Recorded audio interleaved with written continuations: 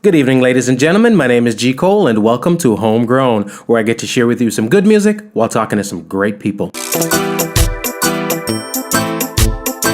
If you haven't yet subscribed, please do, so we can keep you updated when new material is available. We will be posting new episodes bi-weekly. Also, check out the website Homegrown with ℛootsy ℛhapsody to listen and for all things homegrown.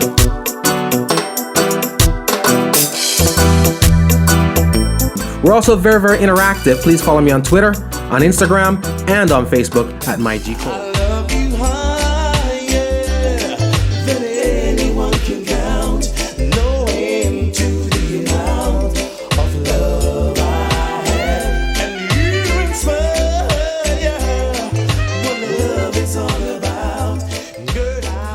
Welcome EK, welcome Hope, Pauline Wagwan. You hear the legendary songs, right? Some songs that I've loved for years, you know what I mean? I call them a JBC tune, and I call JBC, she's so mad love. I want again bless up everybody that's always supported the artist, you know what I mean? Benjy Myaz, who's in the building right about now. I don't want to see enough of me, so let's free it up right about now. The singer's here.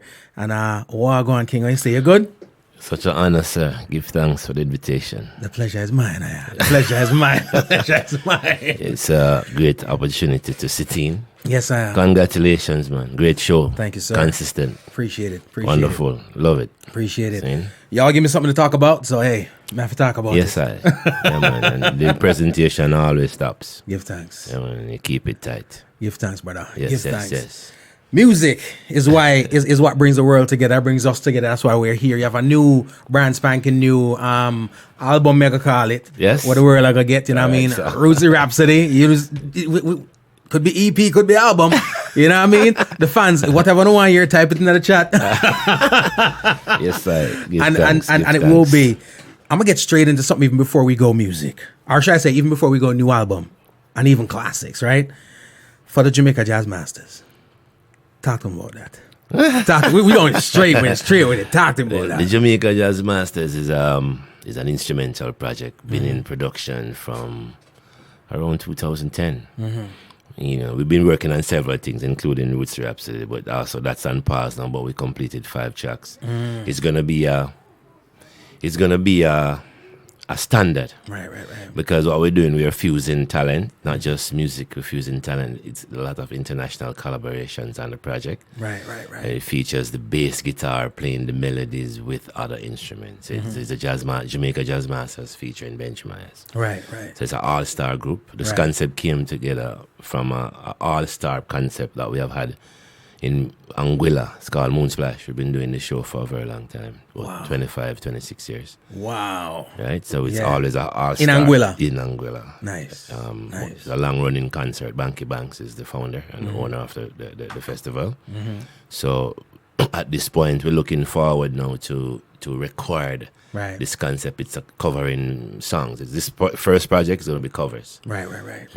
So you know, we kind of keep it a little secretive. Man. I had to dig it up real quick because I'm doing the research. And here's the thing. Why I mentioned it is, I think I'm going to credit you as being one of those people who normalized. There are instrumental projects that's always been out, you know what I mean? Yes. And a lot of the lead instruments on instrumental projects are normally your saxophones, you know what I'm saying? Yes. Sometimes pianos, guitars and so forth. I feel like you're one of the first persons to have actually said to make the bass sing, so to speak.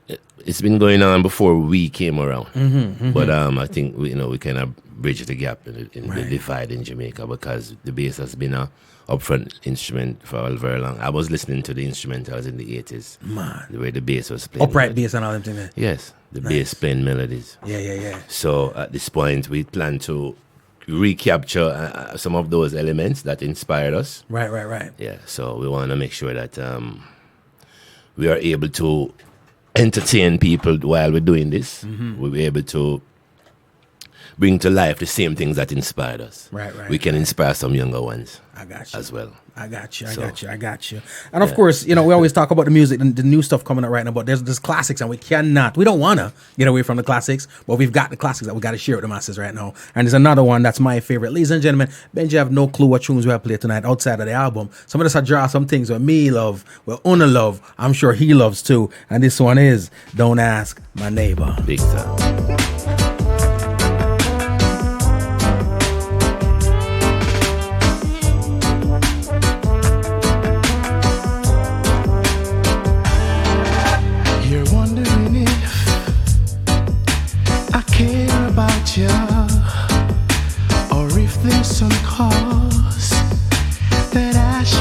you. Oh, I can see, girl, that you don't know me very well. Oh, you're so unsure.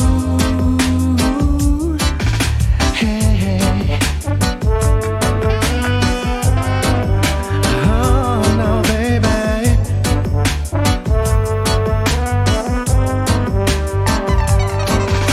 You run here and there. Yeah, man. To ask my feelings, but friends only guess. They can't say really. Don't mess my neighbor. No, baby, Don't mess the friends I'll hang around. Oh, Don't be afraid to come to me. don't ask my neighbors. No, baby. Don't be afraid. Pull it up, selector. Pull it up, selector. One thing mad, it could be 2 minutes in your stuff pulled up from the top, alright? I don't want nobody vex with me, them people, them sampling of Benjy, them will vex with me and say, boy, yo, me ask to pull up and not pull up. They do it all the time. You know what I mean? You're wondering if Well, go on, Cat Eye, welcome. I care about you, Georgia, welcome to the party. or if there's some cause Sharon, welcome. without you. Appreciate love. Oh, I can see, girl, that you don't know me very well. Oh, you're so unsure. Hey, oh no, baby.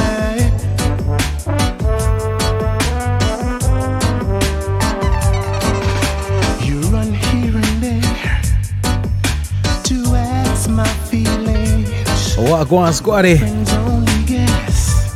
Want to big up my Palm Beach people right now that's logged in. I appreciate y'all so much. Hawaii's in the building. Yeah. California's locked in. What's up? Mess my neighbor. Rep where you from? Don't mess the friends Oregon's in the building. Always got a large up my East London massive. In the den right now, having a nice little drink and listening to some music, some conversation. Don't ask my neighbors, no, baby. Don't be afraid Maryland's in the building. Tamarac's in the building. of what you see. Miramar's in the building too. You'll find I love you, oh,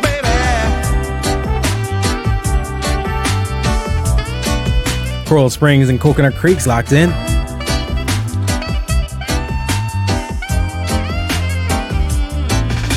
You ask all my friends if you're my only girl. You don't understand. Benjy. When we talk about some things, I'll tell people I don't dig the word cover. You know what I mean? To me, it's an interpretation. It's like your interpretation of it because it's the original is a classic. It's a masterpiece. Yes, sir. But this itself is a classic. It's a masterpiece too. Yeah, You know what I mean? for How do real. you choose the songs you want to tackle? Because I know you're a producer yourself. So you're a little bit more intricate when you're dissecting stuff than the average person. How you choose what you want to tackle? I think first you have to love the piece. Sometimes this was a female group, the Emotions. Remember? Now, to pick a song like "I Love You," I was also a female. Right. You have to transpose Yeah. to make sure you're comfortable in the key, and then the appeal is there in the melody already. So all of those things factor. You know what I mean? But first of all, lyrics and melody, and then we do the analyzing of the song and see. Because some songs you will try to sing them and it's not going to work because Right. it's out of your range depending on the melody or the structure is. But I so happen to hear this track on Love 94. The original. No. A cover version that Bobby Caldwell did. Oh, okay. 93.9 Love 94. That was a jazz station in South Florida. Right, I remember I was here once and heard the version. I bought the CD. Yeah. It's a very nice album by Bobby Caldwell. And this interpretation kind of, that's where I got my vibe for this song. And I decided from that moment that, yes, it's a good track to do. It's one of those, I for me, as a fan, as an appreciator of the music, there are about 6-7 songs that to me are, renditions of original pieces that are like in a classic place on the shelf. Yes. You know what I mean? And this one and Love You Higher, I put them both on the shelf because they're just properly done. Yeah, you see how time go. Time sweeten this like wine, because these songs are from 1995, 96. And XM Radio just picked up Don't Ask My Neighbor. Yeah. Heavy rotation, yourself pumping it. Yeah, them say brand new Benji. But it's I think they have the album, they know the time. They know the time. But that's the kind of tune we try to make, Yeah, timeless. Yes, that's something that I think we're losing in today's day, man. It's like, and I don't know if it's a concerted effort from artists, like I said. When you go into the studio and creating something, is it a concerted effort to make sure it's a timeless piece? Because as not just musicians but creatives, sometimes we get caught up in the hype. You know what I mean? What's going on right now? Yeah. And I feel like I draw a line between the hits and the classics. Yeah. You know what I'm saying? But it seems like when you go into the studio, you've decided, as far as what's a hit, it's not us that chooses that, it's the public, right? But I think it feels to me like when you go into the studio, you've decided we're making classics here. Yeah, man. We're kind of compelled. It's DNA, It's in our DNA to do it right. It's never a guest situation. If it's not done right, it's when we have a problem. Right. The standard is this. People move away from the standard because we're not making songs, people making beats. We used to make songs. Right. When you go into the studio, you're composing a song, you need a bridge. Even if you don't have one, you build one. You build a bridge. You have to cross over. Yeah. To the next level. It's a contour. I got you. It's a valley, it's the hills and the plain. But now people just sit around with the technology and the access to it, and people wanted to learn music. Now people want to learn the technology. They want to know the latest software to make it easier. Right. Cut and paste. You're constructing some talent, it's not an inbred thing. If I tell you where we're coming from, we used to use 2-track and dump harmonies to 24-track from 2-track. Wow. Massive work, and you have to have the right timing to release the tape. That's where we're coming from before we had a sampler. Right. When you could sample something on flight. Yeah. We would track songs, which I did, especially on ℌootsy ℛhapsody. We track every tune down from the first second to the last second. No sequencing. Right. We're trying to go back to that. That is the problem. So the youths hijack the music using beats. And I'll use the word hijack because they didn't study music. Right. But they are music producers and they are music composers. But how can you be doing this and no background? Would you like to go to a doctor that's put on the uniform and come out and say, let me see you? Right. How about the background and the studies? So and then a lot of the industry embrace this as a standard, and so we have to revisit. I blame the media, I blame the radio, for that type of exposure. It's like you're sending things out there, but they used to have the record jury when you're growing up in Jamaica. When on a Friday you hear the record jury, and them blow up a song, never hear it again. It's dead. You know what I'm saying? So the standard, the standard that's far, because again the musicians have backed off, and so when you give space for that to happen, then it's going to take over. So the musicians have backed off and given way to the technologists. Right. So we need to step up and take our rightful place. That's how I feel about it. I love that. And big up yourself, DJ Lance, all the massive and crew in the UK logged in right now. Julian, welcome. We always talk about Jack Brand, the blessings. We always talk about, let me clarify something real fast. All right? I'm not putting a blame on Benji. Here's the deal. The views expressed by ¡µ_cole does not represent those of Benjy Myaz. Don't what Benjy Myaz don't say me did say. Don't say Benji did say. You know what I mean? But the truth is, I feel like there's certain places that culpability's got to be placed. Radio's one. You know what I mean? Because radio's meant for programming, and whatever they program, the masses will listen. There are a couple of songs I can tell you right now that I fell victim to programming. When we hear it first, I wasn't feeling it. You know what I mean? But they played it so much time that I remember the day I started singing it. It's natural. Anything you hear over and over and you have a tendency to believe. That's just how the brain works. Yeah. So, people doing the hijacking. That's what they do. Right. There's a lot of good songs And there's room for everything, you know, because I don't mind a party song. I do Right. a party song. But, you know, you usually hear that on the radio on a Saturday night.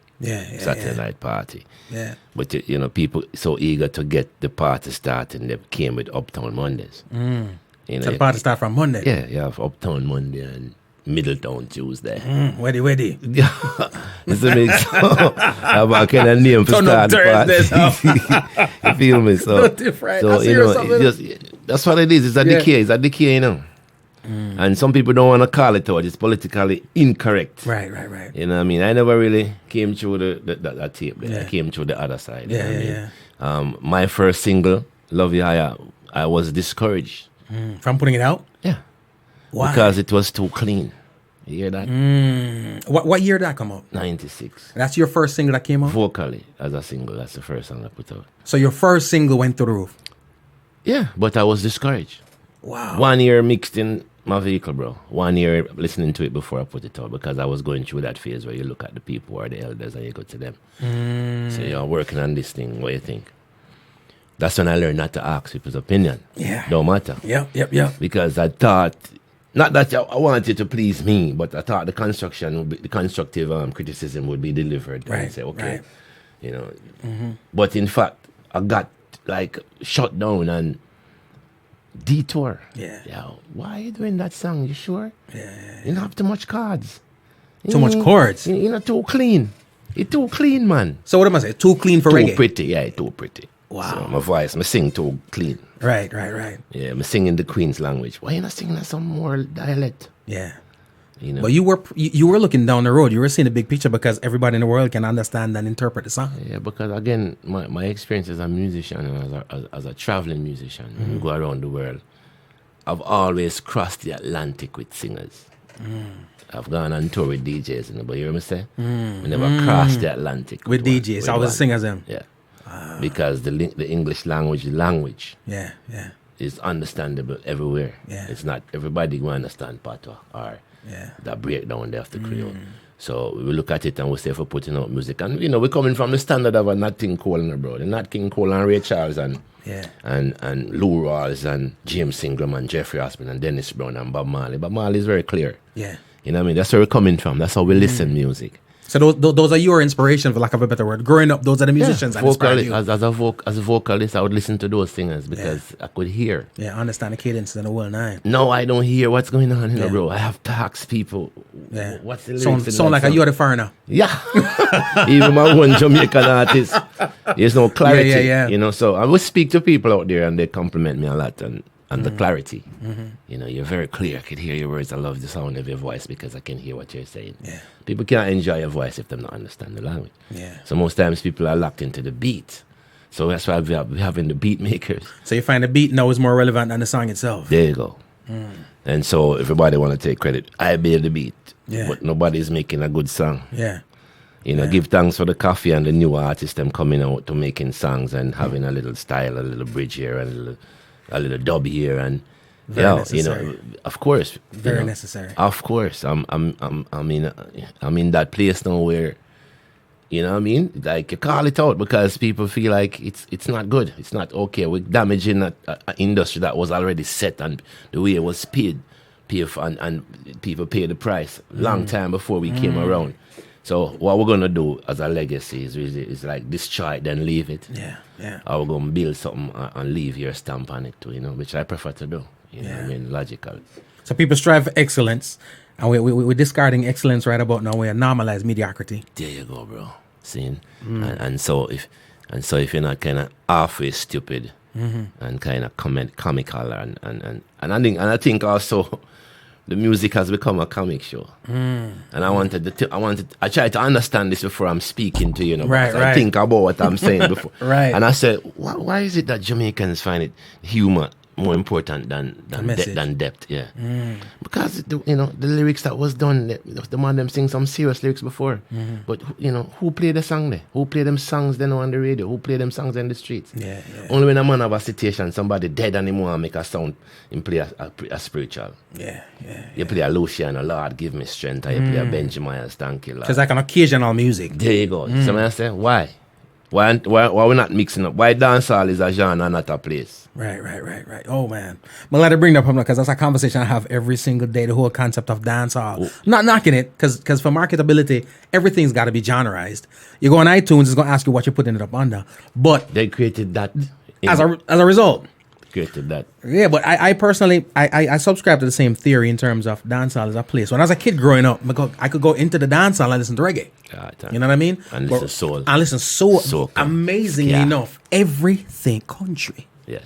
I tell people this all the time. That's not from home. Back in the day, if you want to burn up a dance and you want to shell it, draw one gospel tune in the middle of the dance. Yeah, that's where the whole thing have to go back. The party was in the dance. Yeah. Now we even have dance hall and nobody not even dancing.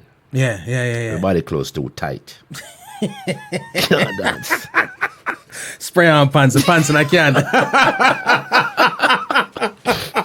Yo. So you see the woman them over there so nice and well, sexy half. Can't dance close to no close on that. Yeah. Afraid to step out. And the man about dancing in one another. Yeah, them afraid them thing tear. You see me? So you have to go back to where we can hug a woman. No, and, sir. And I was talking about this when I made the Hooked on You, this particular track from the project. I had to do that, bitch. I'm sorry. Yeah, man.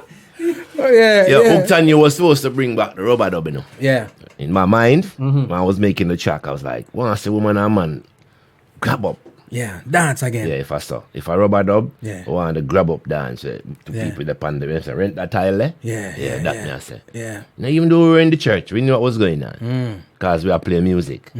So we know what felt good, even if we weren't in the streets. Good, you know what I mean? You know what felt good. Yeah. And the music today, no feelings in it neither. There's no feel. No, you're absolutely right. It's because, and that's the thing that we're losing too, because I've said this to people oftentimes. I've traveled the world, and many people don't understand the language, but they all move in the same way. You know what I mean? Same rhythm because they feel the music. Nowadays, you can't feel the music. That's one.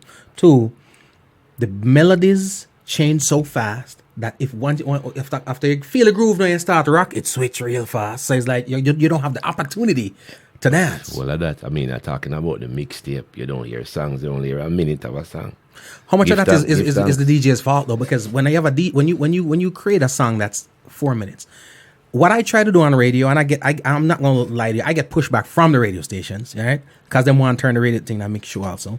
I battle with them on a daily keep your basis. quality, man. We gotta do what we gotta do. The first thing we tell them to come on the radio with you tonight, I say keep your quality. I admire you play songs out. And next thing, some people don't know when to talk over a song. Right. Why bother promote the song and you talk it out? Yeah, you hear me, but you don't hear the song. You know what I mean? You start feeling like ℌootsy featuring Benji. It's a self-time. Yeah. We have to put back them turn the W around. To M. I dig that. And you know what I'm gonna ask you about a little bit about too, because again, you're an artist, you're a multi-instrumentalist, you're a producer, you're a connoisseur of the art itself, is what I call it. You know what I mean? Not just from a creative standpoint, but it gives you the opportunity to appreciate the music in depth too, because I think that's what lacks sometimes, is that if you don't appreciate it, I know producers right now, I know musicians, and this is why the industry is suffering, in my opinion. I might be wrong, but again, the views are ℌootsy, but they don't consume music. You know what I mean? You're right, man. You build something, you mix. It's like the Ross who sell jerk chicken out the road. You know what I'm saying? He has no idea what the taste is because him don't really eat that. But it's the hustle. You know what I'm saying? And I see a lot of producers, I see a lot of musicians right now that make music, but they don't consume music. So I think that there's a detachment. You're artist, no? Yeah. You see me have to dry out now. Talk like you're artist. Cool, man. I know all of them things, yeah. But you see the passion? Yeah. You're not going nowhere. Even if you're in radio. Right. Nah, true. For one day I sit over there and I'm hosting a show, I'm sure I'm going to be talking like you. Right. Because that don't die. It's coming from inside. Yeah, it don't die. Yeah. You know what I mean? So what you see is what it is. What you're looking at is what's going on. Not is that an illusion? And you have a responsibility with your show and your programming to lift the quality and to keep doing what you're doing. It will come around. More people will adapt. Right. We just need some people to start. Because the revolution started with one person. True. You see me? True. And we're not going to call on it's not a war. And when we say revolution, we don't mean a physical war, but it's war. The music is at war. Right. And we can't allow the other things to take over. I mean, even if you're trying to relax, what do you listen to today? Yeah. What radio station plays reggae music that can relax us and unwind us with the family without you have to turn it down and say, oh, you don't want the kids hear this part. Yeah. That's what I'm talking about. The programming is not family oriented anymore. Even if you go to rap, it's the same thing. It's radio on a whole. Censorship, and I don't even. To me, censorship ain't about language, about context and content. And right now, I think that because I've been driving in my car before, I hear stuff that I can't believe. So I'm just hear. Yeah. And I wondered if, okay, maybe it slipped by the DJ, but it didn't because I heard it another time again. You know what I mean? We have to designate places for different places for different things. I don't deem music derogatory a lot of times. I deem it age appropriate. So in other words, there's some people who may sing a certain type of music. You may say it derogatory because it's just not your thing. I won't call it derogatory. It's just not appropriate to be played right here. Have its place. Yeah. Party, outside. Yeah, you do that. That's it. You can't do it up on the radio. True. You know what I mean? Ladies and gentlemen, we're chopping it up with Benji. Knowledge. Same thing we always say. I don't blame artists if you want to write load music or that's how you feel. That's creativity. That's how you're painting. Right. If you want to fry your food hot and spicy, it's the same thing. It's what I mean? It's like dessert size. Right? But it's not everybody going to digest it like that. People going to have a stomach burn. Right. Some people going to have a tongue burn. Right. You know what I'm saying? Right, No, it's not for everybody. Everything is not for everybody. Everything is not for everybody. Yeah. Yeah. So, but the people who promote it and try to force it into your living room is going to have a problem. That's where the issue lies. Yes. Yeah. You get me? I dig it. Again, ladies and gentlemen, we're chopping it up with Mr. Benjy Myaz right now. And there's a brand spanking new project, but we have to have the convo because certain things have to be said. We got to talk about it. Yeah, that's why we are here. We talk also about, I talk about the fans. You know what I mean? And I feel like, yes, some people will say, well, blame it all on the radio. Blame it all on the disc jocks because they're programming people out there. But the truth is, I feel like music is a consumer-driven industry. All right? And manufacturers manufacture what consumers consume. You know what I'm saying? So at the end of the day, when it comes to the buying part of it, if somebody's not consuming it, at some point in time, they're going to have to stop making it. Well, I beg to differ because music itself has a power to transcend. You have the tool here to send the energy. It's an energy, it's a vibration. Right. When we were growing up, just try to recall. When you wake up in the morning and Alan Magnus and these great guys like Winston Williams and those guys, I can't remember them on the radio, would say, but this is a song done by so and so, Soul Platinum. And we went and researched those artists because we were learning. Music has to be educational. Right. Educate as well. Musicate, educate. You have the role. I think you have the role to send it. When people wake up, they don't know what they want to hear. They turn on. Right. They can't dictate that. Right. So you give them what they give them. You're is what piloting they get. this course right now. Yes, sir. That's how radio is. That's the power of radio. It dictates all these things. So if you kill the garbage, people start liking it. Right. Repetition. Yes. So yeah, even though it's a consumer-driven market, but there's a pace to be set. There's a guideline that you follow. Right. If those guidelines are adhered to, then people automatically fall in line. I like that. You see me? Yeah. So the programming, the program directors or the DJs have to take it more responsibility in what they play. Because I hear it all the time. Why is what the people are hearing? I don't believe that crap. Right. See me? It's what's being fed to the people. Yeah, the people have no choice. If they turn to another station, they might like something else. I say, all right, kind of cool. I go back to what I listened to before. Yeah. It's kind of worse over here.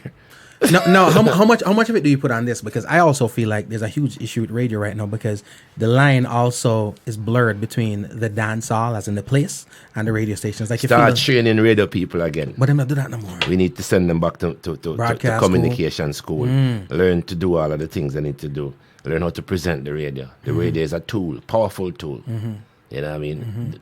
Don't make them. I don't want them make we take over. You know. Right. Now go pretty. So it now go but pretty. The radio used to be the standard. When you turn on the radio, man, it was like God talking to you, man. You want to know what's in that speaker when you're small. You wonder if people live in that box. Because you sit and you listen to the radio and you're staring at the radio because it was, that's how the radio was with me. Wow. You know, now the radio, I don't even listen to the radio, bro. Yeah. No, I listen to pre-recorded music. Yeah. I got you. I listen to the internet stations like yourself that bring quality. Right. If it's not my music or whatever, it's the quality. It's Right. not about my songs. People call me and say, your song on the radio, I don't hear the radio. Yeah. I couldn't tell you how often the radio play me. But I know it's played a lot because of people tell me. Right. Because you used to turn on the radio for education. No, it is true. And for all the people who grew up, anybody over 30 right about now, 35, you know what radio is. You know what I mean? And I remember, like you said, having a relationship with the radio. You know what? Talk to nobody. There's certain times when you're not going to get me. You know what I mean? And I used to structure my things around certain things. You know, it's amazing that people, especially within the industry of radio, because anytime people are doing crazy things, and them always have them the way how they defend it. Yeah. You know, so people tell you, nah, it's not the radio, it's the masses. But at the end of the day, they go to their advertisers and say, no, radio has the power to advertise your goods, right? So I need you to pay me to advertise on the radio. But then you tell the people, and say, no, radio don't have the power to influence the people. Conflict of interest right there. You know what I mean? People adapt and fit them most. Well, ladies and gentlemen, you're what I'm right about now. EK Session, Mr. Radio. Guess what we got for you right about now? It's a brand spanking new album we need to talk to you about. And I feel like I got to share it with them because I know at least 2 people right now up on ℌootsy me here, but tune, I got you. All right, I got you.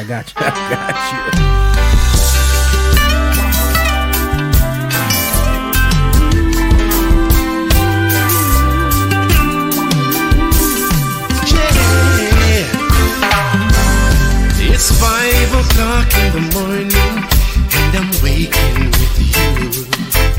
I can't wait till evening, can't stop thinking of you. I can feel your fire burning deep inside of me. Body's calling for you, lady. Mind is going crazy. That's all I wanna do. I wanna make it up with you. I really, really, really wanna be true. That's all I wanna do. I wanna make it up with you. Body's calling for you, lady. Mind is going crazy. 7 o'clock in the evening, I'm coming home real soon. Spend some time with you, lady. I know you're all alone. You say you can't take that feeling when you're there at home. You don't have to worry, 'cause girl, I'm on my way. It's all I wanna do. I wanna make it up with you. I really, really, really wanna be true. It's all I wanna do. I wanna make it up with you. Body's falling for you, lady, and I'm going crazy. Tonight's the night we'll celebrate special love together. Girl, I anticipate this moment we'll treasure. And I feel your body so warm and tender. And I'll never let you go.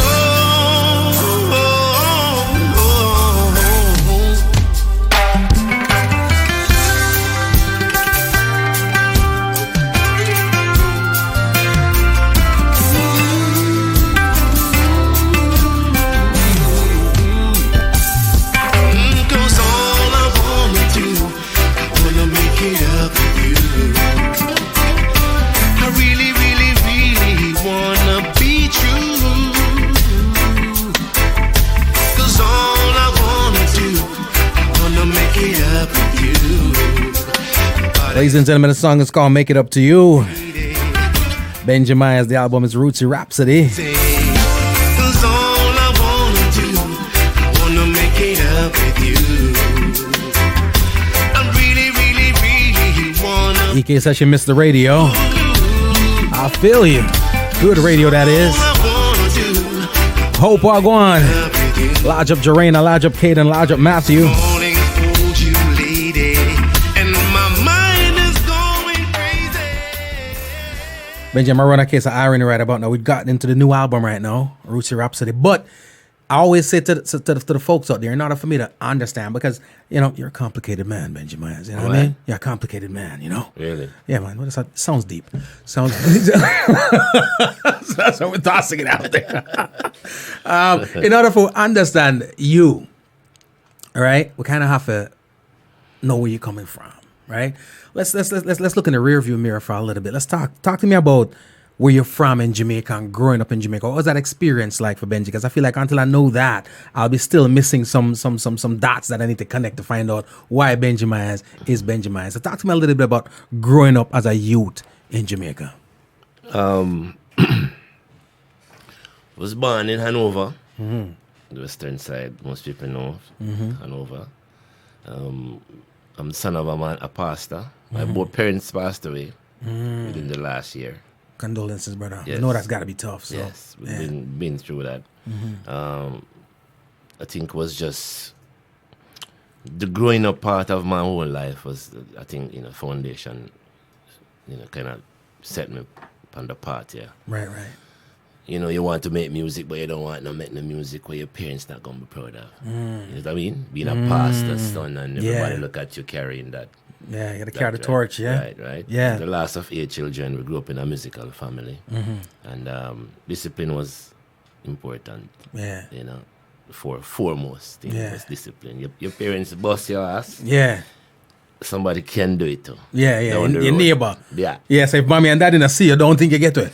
There you go. And you can't tell them say get one. Yeah, because You I get too a young. second Oh, one, Lord. man. You know the thing. The village raises a child for real. There we go. We came from that background.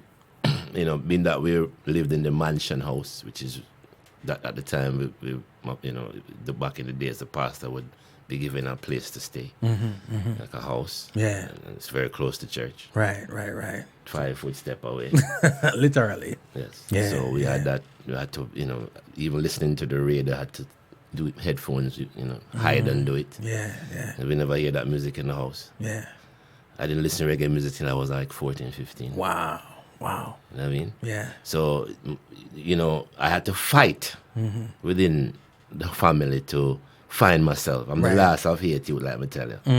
So, you know what I mean? You have to fight to find yourself. Yeah. That pathway, again, instilled the discipline at Herbert Marston with a principal like Mr. Lloyd Winstanley, who was a strong principal. Yeah. We had a very tough thing. You couldn't get away with certain things. Wow.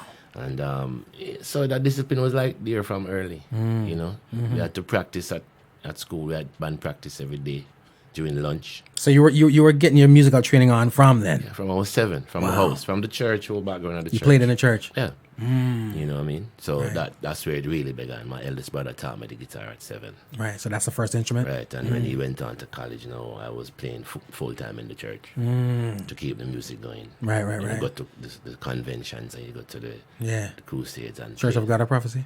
Holiness Christian Church. Cool, man. Big up. See? Yeah. So, and then when we went to Harley School, I take my guitar to school in the mornings and I play for devotion voluntarily. Onto high school, which I picked for Cornwall College. Yeah. My eldest brother went to Cornwall. So he CC said, massive. yo, Cool now. but big up Gary. We light a fire up on CC later. I'm trying to beat between a sucker. Herbert Morris, so we said, big up Comfort. All Comfort massive. Yeah. First day I went to high school, I heard the trumpet, man. 1979. Yeah. Like, wow. I heard the trumpet from across my class. And I'm thinking, what's that? So, you walk in until you find the sound. The player, you hear the sound, you find the person playing this instrument. You're hearing the sound, so you walk in. And I found the band room. It's like, wow. That's from first day of school? First day, man. Wow. I can't even forget. Watch out. There was this dude playing the trumpet named Emerald Brown. And, with a trumpet and the brass, and the brass and the shine, and you see yourself up in that bell. Yep. I touched myself like that. And the man take the trumpet and give me a conk in my forehead. Don't touch my instrument. No, don't do that ever again. Cool, man. Especially if I'm playing it. Yeah. And him say it can damage my lip, and he was teaching me all these things. We became very good friends. So I played the trumpet, trombone. I learned all this at Herbert Morrison. Wow. Right? So brass instruments and strings. And strings. Tuba, I was the tuba player. By the time I got to fifth form, I was playing the tuba. Right. The sousaphone. Some Right. people know it as the big round The instrument. big on. And the marching band on Yeah. the shoulder. Yeah. You know, so that Herbert Marson have a vibrant program since 1976. And they still do? Yes. Yeah. Top program run by Professor Judith E. Grimes out of Indiana State University. Wow. And she still comes down every year and have a mass concert with the Montego Bay Boys Club, Mount Alvernia High School, Wow. Montego Bay High School, and Herbert Marson. So And you still sound like you have a nice relationship with that whole. yeah, man. Wow. Every time, you know. I mean, so we're trying to also go back to Herbert Marson next year to do a reunion. Nice. The music students. Nice. Because we like to also soundproof the music room. So it's an ongoing program. Lots of students have graduated from Herbert Marson, have stepped into professional music jobs. Wow. With Maxi Priest band, you see. Yeah. Many bands. I can't even name them all right now to remember, but lots of Herbert Marson students. And it's amazing just based on how Jamaica is set up. You know, Kingston's where most of the stuff happens because of the fact that that's where the infrastructure is. Yes. So a lot of times people don't realize how many of our legends, how many of our classic musicians and artists are really coming from other places. Yes. Out west, St. Mary, St. Thomas, but a lot of musicians coming out because there's a lot, if you realize it, there's a lot more music schools in the western side of the island than anywhere else. Coming up. Now, you're looking at music and learning music to come up, and from somebody who went to a military school and marching band and all them things, music itself can be rigid, you know what I mean? To the point where it's all structured, especially a military band, you know what I mean? More and play a budget, this ain't gonna happen. You know what I mean? It's when the Saints go marching in. You know what I mean? So a lot of times it's a disciplined program. The fun is not necessarily there unless you have a deep love for it. When did you realize that, something, I'm in love with this thing and this is what I want to do professionally? So this is when I quit the orchestra. At school? No, after school, because I joined the Jamaica Orchestra of Youth, which is the same program with another name when you leave school. When you leave school, it becomes an orchestra now. So we play Professional now. civic functions, Yeah. blah blah, right? Run by Mrs. Vivian Diokoro and Mrs. Margaret Vernon from Montego Bay. Big up. Right? So when we went to the Christmas lighting tree ceremony, and I had to put on a cummerbund and a bow tie. And I look in the mirror and I was like, nah. Seeing Too ℏ stiff. Yeah, I said, no, I couldn't be an orchestra player. So we went into the North Coast. Yeah. And we got the whole thing together right there. So that was a university. I've playing in the hotels. Really brought me to myself. So that's where I really discovered what I really had. Because we're playing 6 nights every week, 4 hours every night. Right. You get a chance to do it right tomorrow night. Right. And you have guests spending 2 weeks. And you don't want to play the same songs every week. Yeah. So you have to have a repertoire. And we're talking about a variety of genres here too. Right. So that whole job kind of forced us to kind of melt into, got into jazz, got into reggae, R&B, instrumental. We had to go back, learn zouk, learn the bolero, bossa nova, samba, to study music of Latin America, just because there's everybody in the hotel, everybody coming from Guests are everywhere. coming from all across the world. And anytime they could come up and say, do you know so-and-so? Yeah. Can you play so-and-so? Yeah. So it was important to have a variety. And I think that's where I kind of cemented my whole thing. I wasn't planning to sing none at all. My singing is experimental. I just wanted to be a good musician in a good band. Right. With a good singer. My singer is Junior Jazz.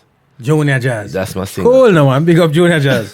Bad singer. Yes? Yeah. And so I would love to go around him and play bass. And wonderful vibes. But he would say, yo, you can sing, Yeah.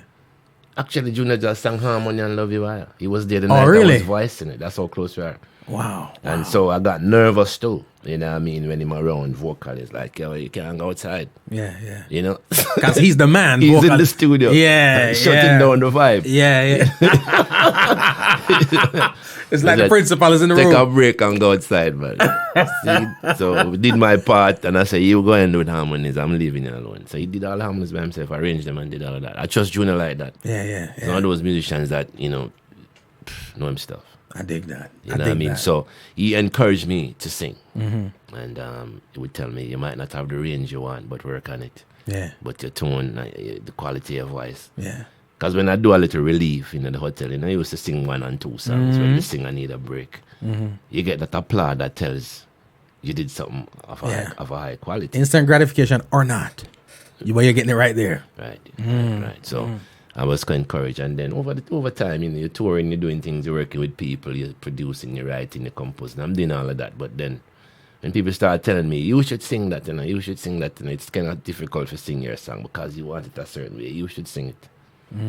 So that's where I decided to lock up myself in a room and work on my voice. Right. And out of that experience, by the time I did that, I was now living in Kingston and touring with Jimmy Cliff and touring with Toots and touring with Rhythm King's band as a bass player.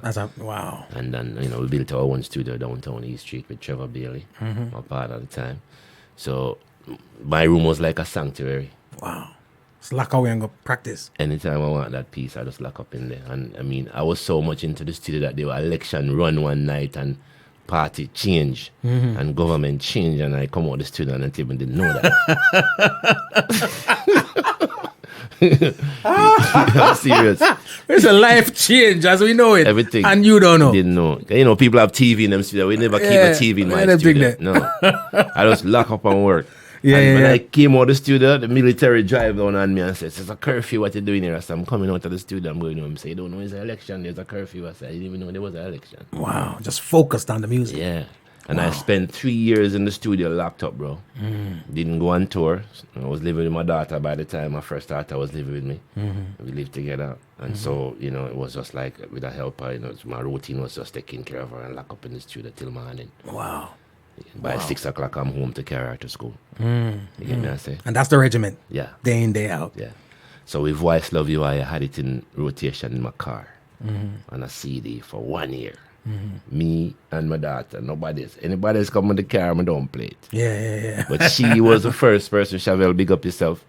She was the first person that she listened to it, got so tired of it, so bored of it, like until she learned it. Yeah. See? I said, "Daddy, you can't change the song." So I said, "No, I'm kind of learning this song, I'm just make it and I want to know it. If I perform it, I'm flowing with it." And so she started singing it for me, and so I realized the catch. I realized it stayed with her. And, the compliments came from her. She said, "Oh, it's a nice song." She ended up liking it. So yeah. It's like I was telling you, anything that you play over and over, stick and stay. Stick and stay. You know what I mean? So that's where it really came from. The singing was just an experiment. And so the fans are really to be the people that I credit, those who push me and give me the real drive and the compliments. And the industry was giving me more fight than I expected as a vocalist. Because now they censor you. This boy, you're a bass player, where you go? So they want you to remain a bass player. That's how them see it. And so them put in that category and your pay can increase because you're a bass player trying to sing. You're not a singer doing your thing. Right. So I guess the respect have to come from outside. And so that's what we do when we do what we do, like what we do right now. We build the respect from the globe and we build our worth. So eventually the demands come. So that's what we are. We've been on this mission for a minute, long time, but we don't stop, and we don't get paid either. Right. But if I was watching the money, I'd quit. Yeah. I would just stick to playing bass and going on tour with people. Right. But I prefer to do what I'm doing right now, even if I'm not making money every day. I'm still comfortable knowing that I'm playing what I want to play. Yeah. And it's the love and the passion. Yeah, man. It's pleasing to my ear, and I can play for the family. I'm a family artist. You don't have to think about my lyrics if you hire me. Yeah. That's the way I am. And I've gained that credit with the radio. I go in and I give them a CD and they will tell me, "I'm going to play one of your songs. Which one you want to play?" I say, "Any one you pick." Yeah. I say, we don't have to listen to your lyrics. We know your thing is all set. Yeah. And that's credibility. And it's important too, because I think a lot of people lose sight of the fact that if the music can't be played, just from a sheer business, I mean, we do things out of love and passion. At the end of the day, somebody's behind the scenes crunching numbers. But but if the music can't be played in that market, you've just alienated that market. So if you got a 10-piece pie and you can't play it in 5 places because of the language, then that to me is kind of ludicrous. You know what I mean? True. My favorite artists, rappers, whomever the case may be, they've done songs that had what's deemed explicit lyrics, but they were talented enough to do 2 versions. So there was a radio version, and then there was the explicit version. Yes. I mean, if even if you do that, I'm cool with that. But you have some artists nowadays that I got a song the other day. I'm not even going to mention the song, which is a dope song. 2 of my favorite artists on it, 3 of them as a matter of fact, and they inserted 1 word at one point in the song, which no, I can't play it on the radio. You know what I'm saying? I try, and sometimes I'll censor it right then and there, but you gamble and lose it, then you're going to be in problems with the radio station. So there's a lot of stuff like that. And again, you saying that, what I think of is, that's why I ask you the story. All of that took me all the way back to when you were a kid, when you say discipline. Yeah, you know what I mean? Because a lot of people don't realize that all that is right there is discipline. It's not necessarily just business, it's discipline. And again, brand new album in store. So as we talk to Benjy Myaz, we got to catch up, you know. I'm a fan, and these are questions that I haven't had answered myself, so I'm asking all these things, and I know y'all are loving it too. We got the massive one crew right about now about the album Mad, so we got to give you pings off of it. This is Eternal Love, all right? ℌootsy ℚhapsody.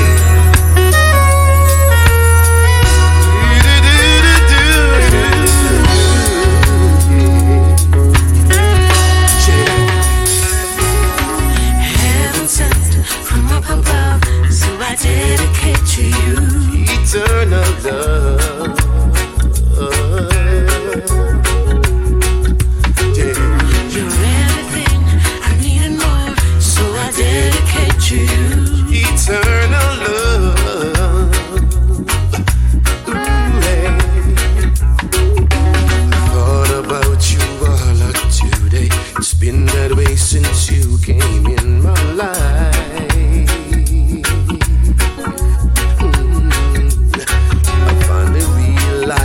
There's much more than selfish love or even foolish pride.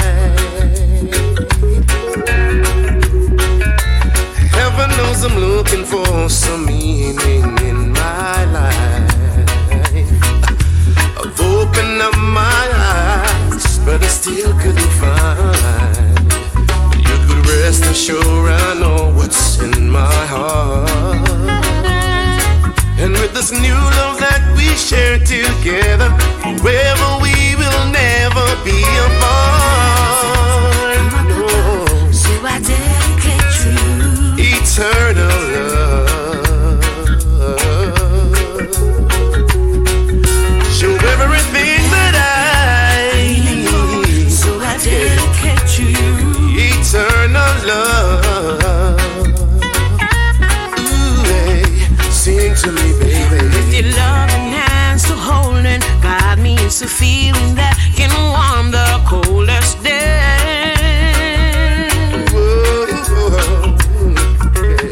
Such a joy to know you're here beside me. It's a passion that gets stronger every day.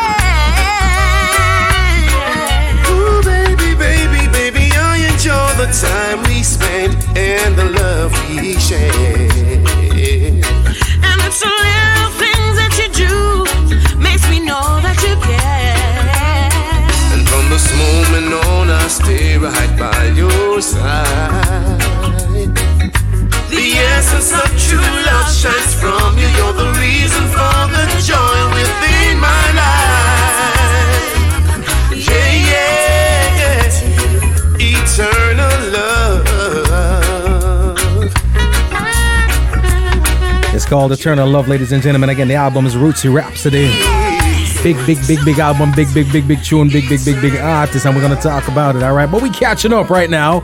We're catching up the timelines and see what's going on, you know what I mean? For all the Benjy Myaz fans out there, including myself, you know?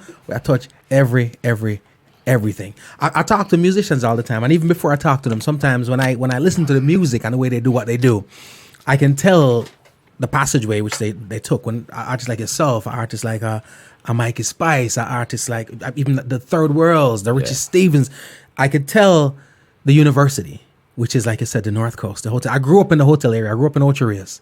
So I've seen most of my favorite artists, most of my favorite band come through when I was a kid. You know what I mean?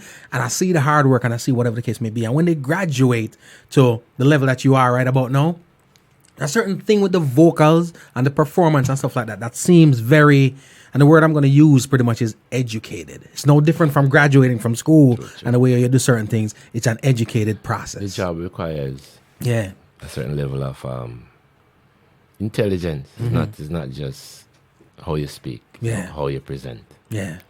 You know what I mean? You have to learn to entertain people who are eating differently from those who are dancing. Right. You got to reach everybody. Yeah, you don't want to play You know what I mean? There's a time. You have dinner music. You have the time for show time. You have after show. You have dance music. So you know, you learn the tricks. You learn when people. You can read the audience. Right. You learn all of this. The experiences, like I said, it's very valuable playing in the hotels. Right. We probably would have. I was given a scholarship for Berkeley College when I was 21 in Boston. The first youth from Jamaica to get that scholarship from Western Jamaica. Okay, we didn't get to finish school. Fortunately, I had Lieutenant Sishi came to the North Coast and checked me, and I had gone on tour with him. You know, as a bass player for his group, the Army Band, when he was signed to Atlantic Records. So during this time, you feel like you're missing out. So, you know, you try to catch up. You try to, you know, my daughter was born. Hurricane Gilbert came. Things went off. Right, of course. So you try to readjust and do the best you can. When disaster comes, you have to at least do the best you can. I tried to be there as a father to make sure that she was okay. Right. And during all of that, I didn't get to go back to school. But then I started wondering why, you know. So I went on tour, and one of the days I had a day off, I went to Berkeley, to the school. I went over there, you know, to kind of catch up on the thought I was missing. Right.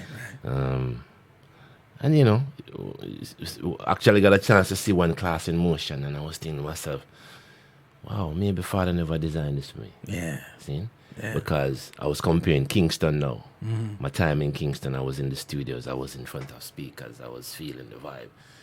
When I saw everybody in Berkeley, everybody had a headphone on and a station in front. They're in front of the station with a headset, and I'm saying, how them get to feel the music? Yeah. Them not hearing the speaker. Yeah. You see me? So I'm thinking, you know, as a bass player, I had to go where the speakers are. Yeah. You have to feel it. Yeah, and it wasn't a justification. It was a real life experience. It was like, you don't need that. Yeah. You need this. And you know, when I studied all of the things, I realized all the things I was supposed to do in Berkeley, I covered them. Yeah. You learn all these on the fly. On the job. And music is not so much a paper job. Yeah. It's a practical job. If you can't deliver it for people to hear you, studies don't matter. Yeah. I could tell you that. So, I could have gone to school and them trained me to write the scores. And I'll be writing films. And, of course, making money from that. But would I be doing it with a passion, though? Yeah. You know, it'd be a job. There you go.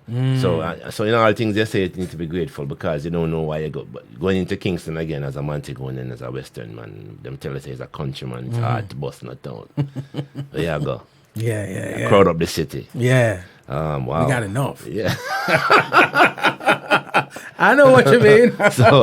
so you know, that's why I diverted and went downtown and lock off and kind of like took away myself from everybody. Right. So I was in the calm, you know, downtown. People never wanted to come downtown. They said, come check me downtown. Nah, man. Yeah. Scared. Yeah. But, you know, for me, it was like going for my dream, bro. Yeah. So that gave me the confidence to do what I'm doing. Write, compose, play. Ear training, develop on the job. Yeah. You know, I always had my ear intact, but more now, more precision. Like I said, the more you do the thing, is the better you get at it. And you have to do it thoroughly. Yeah. To understand it thoroughly. Yeah. You can't do it halfway and then speak thorough. You know what I mean? Yeah. You gotta see through. Yes. Putting up a studio, building a studio, acoustics. I'm learning sound. You know, I'm aware of all of the acoustics about sound. Right. Yeah. Right. So I was able to master ℌootsy ℚhapsody with an engineer. Wow. I was able to sit and assist the mastering session. Right. Because you have trained your ear along the way. Yes. I dig that. You know, you mentioned that's the engineering process of it, and for the people who don't know, you're producer. Again, we say it over and over. One of the best instrumentalists, multi-instrumentalist. What I always wonder about somebody like you is this: since you're a producer, do you ever have to separate Benjy Myaz, the artist, You must. from Benjy Myaz, the producer? I know you go. I have to. Yeah. Have to. As a vocalist. First, as a musician, you play some wicked thing. I say, yo, that nice. And then the producer and you tell him no. Yeah. Because when you go to sing that thing, they're not going to work. Yeah. And then you sing a wicked phrase, everybody around you say, yeah. But deep inside, as a producer, you know that you have to do that over. Because if you even check my ℌootsy ℚhapsody, you know, a lot of people would say, yeah, I love it. But you know why? Because it's less. I don't sing too much. It's not overcrowded.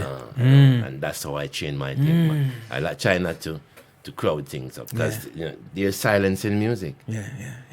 Sometimes there's no solo, but there's just a bar or 2 bars that It's open. needs openness. Nothing play, but the phrases that already occur. You don't have to put a lead over it. Yeah.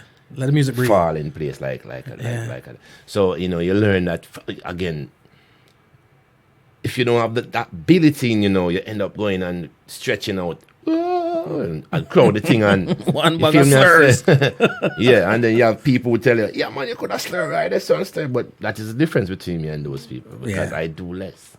I'm always trying to find a place. Less is more. Yes, just let the groove run because the music is always there. But I think you also being a musician, it's easier for you to comprehend that because of the fact that there are things that you're hearing that somebody else is not. When you get the instrumental piece, of course you created it, but when you get the instrumental piece, every break that you hear, every open part that you hear, that the average vocalist is trying to fill. Right. You hear something that's right. already singing. Exactly. It's just an instrument. Point. You know what I'm saying? Big point. Because I've seen many singers too, like you mentioned it, there ain't no breaks. There's no open part. If him see your open part, he ad-libbing right there. You know what I'm saying? Which sometimes is not necessary. It is unnecessary. And I produce people like that and they complain. Why you never make me sing more? Why am I listening to the song and I'm going to do a little bit more? Mm-hmm. So you know what? How you work with a situation like that is either you tell them, okay, I'm done with the production. Mm-hmm. You can have another producer do that. Yeah. My part finish. Yeah. Because I won't do that. I won't move in on a song because the client telling me that. Yeah. Because as a producer, you have to do what's right for the song. Yeah. Some people have the ability to sing, high and still don't make no sense to put the voice down because you're crowding the song. Yeah. It's too much going on. And some people go live and do the same thing. They crowd the intro and they crowd the middle. They come on with the crowding and they finish with the crowding. So what you find out in the dynamics is that the song started here and finished here. And there's nowhere to go. Climb, right? No climax. Yeah, that's the point. You mentioned that one of my favorite female vocalists is Chrisette Michelle, right? Dope singer. And she did a song with Neo, who produces also. Yeah. And she was asked about that song, and she said about the experience. She said what Neo told her is that she oversins. She's a beautiful vocalist, but she oversins. There was no open space that she wasn't trying to fill. And there was unnecessary slurs and all that stuff. And as a vocalist, as talented as she is, it was hard to absorb that. Yeah. But when you stripped it down, that's the reason why you went to that producer, because he makes great music. So how comes you go to him for the great music and know when it's time to put out a song, you don't want the world to hear the music? I won't call her name. Singers tell me that. Yeah. I'm producing them, working with me. And when they hear the mix, they say, why never make me stretch some more? Because I have the range, I say, yeah, I know. But we don't need range now. We need it right, so you're good. Yeah, we need mood. Yeah. I'm a mood musician. Yeah. I'm not a... And this album is mood. Yeah, that's what it is. And I'm looking out for the people who are suffering from road rage and stressed and fatigue and coming home and tired. And I'm catering for those people. Yeah. It's a drive time CD. It is. Yeah, so I deliberately produced the album for that. Since the radio wasn't gonna play me, the cars will play me. The cars will play. Yeah. I dig it to know because here's you know something. I need that. May I sample that to know? Which is why you not even hear me talk about this music online uploading because we're putting it in the cars. Yeah, we're giving it to the masses. And we're putting it back in the homes. We're going to do the vinyls. We have a nice design for the vinyls. Got a chance to see the design. Wonderful. Yeah. Red, green, and gold vinyl. Looking good. So we're coming with the vinyl and we're coming with the CD. And like I said, we're catering for the people who still want to listen to the music off the CD format. Believe me, the MP3 is nothing compared to the CD. When you hear a CD, you hear the full song. When you hear MP3, it's compressed music. Yeah. So when you put it up online and people download that, they're downloading the B version of your song. Yeah. Yeah. You get me? When you buy a CD, you get a wholesome track. You get a wave file. Yeah. So we're looking at doing events and selling the CDs for now. Yeah. And vinyls. So you're coming out to the show, you get the show, and you take that home with you from the show. That's what I'm looking at. Because this download age of also, I saw something on YouTube, the distortion of sound. Yeah. Quincy Jones did a documentary. Have you seen it? Yep. They tell you what's going on with music. It's like taking you. It's like you will go to dinner and you take up your food off of the plate and squish it. That's it. You know what I mean? And then you decide to eat it. You can't taste this. You can't taste this. You can't taste this. You just squish it all together. I made something out of it. So it's not every format we need to jump at because some come to destroy. Right. I like quality. Right. You understand? And after you go through so much hours of mixing and all these servers and you send something up and you go back and buy it, it's 3-4 generations in a king. Right. You're not getting nothing compared to what was mixed in it. Yeah. So we looking at maintaining CDs because CDs are coming back and vinyl is up and running. So people talk about CD gone. No. Yeah. Cars are still being made with CD players. And it ain't going away. No. It ain't It's going a standard. And so we look at it and say, how do we cater for the people who suffer the most? The people who get up and go to work and come home and them always have to deal with traffic like every day. Find something to give them like Get them something soothing to listen to. Yes. And so you buy ℌootsy ℛhapsody, you buy any one of Benjy Myaz songs, you buy any one of the albums, you buy a best of Benjy Myaz compilation, you're good to go. I really dig. Maybe I analyze things too much, but here's the thing: when it comes to the music, all right, we are in the singles era right about now, right? Where you put out a one song and they play the one song, and you have no idea what the album is like, right? Versus where, and I'm sounding like an old man right now, but versus the time where you buy the album and there's 10 songs on it, 12 songs on it, and I get to hear 12 songs, right? For me, 9 times out of 10, my favorite song was never a single. I always say singles are normally kind of contrived. You know what I mean? Some people calculate what's a single for whatever reason. Okay, we're reaching that market, radio wants this, whatever. But there's always a song on there that was not a single that I just love, right? And then certain albums I've heard, my Jeffrey Osborne album, I used to get some Babyface albums, some albums that was just full and pure and a warm sound. And that's what I got when I was listening to this. If I was to think of my CD collection, I could pick it up and put it right next to my Jeffrey. Wow. You know what I'm saying? Right next to my Lionel Richie. You know what I mean? I'm honored, sir. That's what we got here. We're talking about, again, people want to hear the thing. Nobody vexed me. I got tunes for you. I got tunes for you.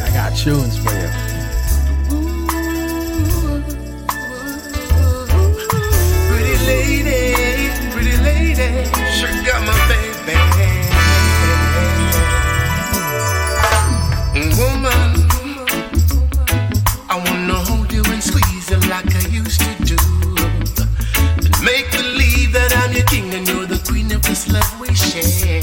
And time after time I get this feeling that I'm so in love with you. And just to look out my window each night I see the stars and love above. Let me love you, please you, do all the things that you want me to do. Let me touch you, yes, kiss you, show you what I'm feeling. No, sir. Ladies and gentlemen, I had to pull it up from the top. I ain't got no choice. All right, the song name Unforgettable Dream. When you think about it, you have to get them one more time. All right, this is me showing you the CD because that's where we're going with it. Physical copies, get yours. All right.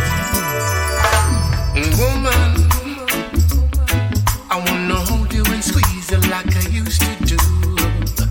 And make believe that I'm your king and you're the queen of this love we share. And time after time I get this feeling that I'm so in love with you. And just to look out my window each night I see the stars and love above. Let me love you, please you, do all the things that you want me to do. Let me touch you, yes, kiss you, show you what I feel inside my heart. Let me love you, please you, do all the things that you want me to do. Let me touch you, kiss you, show you what I feel inside my heart. Unforgettable dream, unforgettable dream. You're the light in my life and you mean so much. Unforgettable dream. The music lovers are out in full effect today. Somebody's a nice cover of the Barcade. You know, some of the things.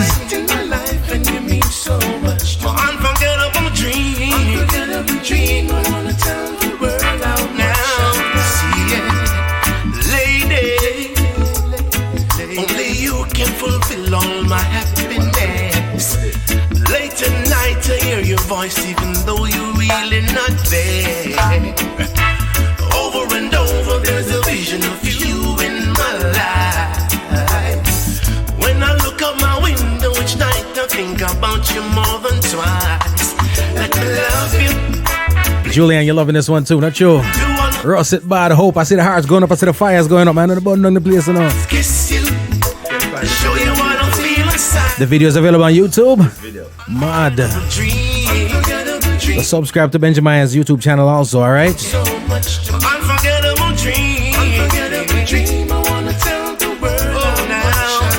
Unforgettable dream. Unforgettable dream. Before we get out of here tonight, guess what we're gonna do? We're gonna be giving away an autographed CD, alright? Getting a CD signed. Somebody's going home with a CD tonight.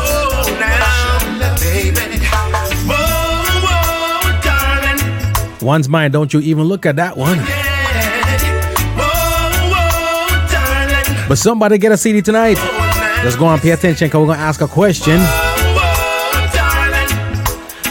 And y'all, we get something, all right?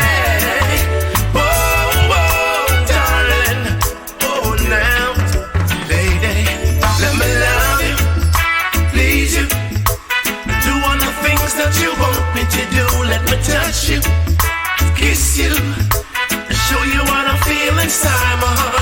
Let me love you and please you. Do all the things that you want me to do. Let me touch you, yes, kiss you, show you what I feel inside my heart. Let me love you, please you. Do all the things that you want me to do. Let me touch you, yes, kiss you, show you what I feel inside my heart.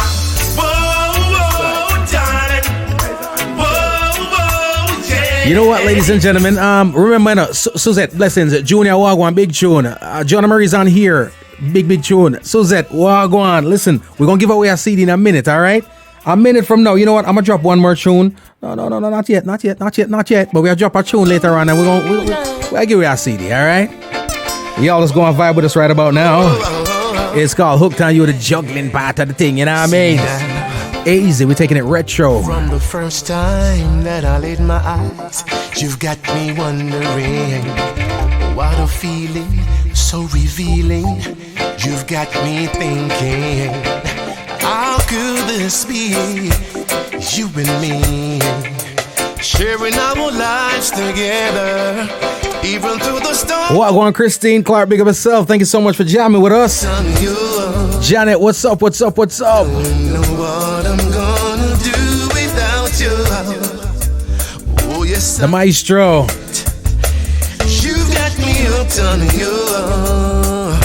I don't know what I'm gonna do without you. Oh yes, I mean it. We now. Got to. I'm sorry. We gotta pull it up.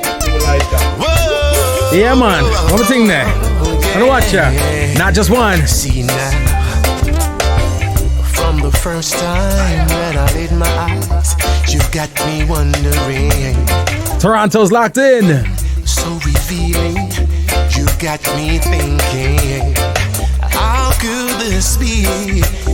You and me sharing our lives together, even through the stormy weather. You got me hooked on you. I don't know what I'm gonna do without you. Oh yes, I mean it. You got me hooked on you. I don't know what I'm gonna do without you. Oh yes, I mean it. We now, now and forever, let's stay together, even through the fire. I hope you can see just what you mean to me. This is how our love should be. And I know that we've got places to go. So I know that our love can grow. I know that you know what I'm trying to say. So baby, how do you wanna end today? You got me hooked on you. I don't know what I'm Ladies and gentlemen, here what up now. without you. I'm talking about them full albums, a real album. Where from track 1 all the way through, it's just, yo, put it in number 1 now, what's track number 1, 2, 3, 4, 5, it don't matter. Janet, good night, good night, good night. Welcome. My Toronto people in that building. Tracy, what's up? Suzette, where's that mad fire, not you? From the first time that I laid my eyes, you got me wondering what a feeling, so revealing. You've got me thinking, how could this be? You and me, sharing our lives together, even through the stormy weather. Ooh, now I know that we've got places to go.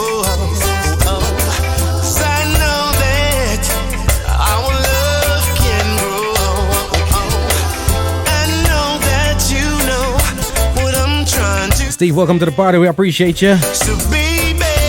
Amanda, what's up? Cool, no man. The phones are ringing already. No, it's not that type of party. Not that type of party at all. I'm sorry. Y'all gotta listen. I don't know what I'm gonna do without you. Oh, yes, I mean it. You've got me hooked on you. I don't know what I'm gonna do. Sharon, what you say? Oh, yes, I mean it. You got me hooked on you. I don't know what I'm gonna do without you. Oh, yes, I mean it, baby. You've got me hooked on you. I don't know what I'm gonna do without you. Oh, yes, I mean it. Benji, I was having a conversation earlier, right, with an artist and somebody else, and we're talking about, you know, what it takes to really get this thing going and successful. The artistry of it is evidently a major part of it. We've spoken about the institutions of higher learning, be it the Ednas and, you know what I mean, the alphas and all them things which were prevalent back in the days. Of course, the music schools in Montego Bay, Herbert Morrison, all them schools that endorse the music and support it to the fullest and nurture it. That kind of dissipated a little bit, not from but I'm talking about the high institutions. Now today we see a lot of our musicians coming out right now from like Edna. So we have musicians coming out that are educated, you know what I mean, musically. But what I am looking forward to seeing a lot more than that is people taking up the other side of it, the management side of it. You know what I mean? The PR side of it, the other sides of the business. You're tenured in this game. You've seen it all from left to right and center. Talk to me about the importance of cornering that side of the business in order for us to be, and I'm talking reggae right now, bump the rest of the genres, them already have them thing. You know what I mean?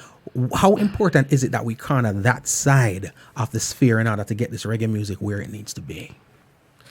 Wow, big question.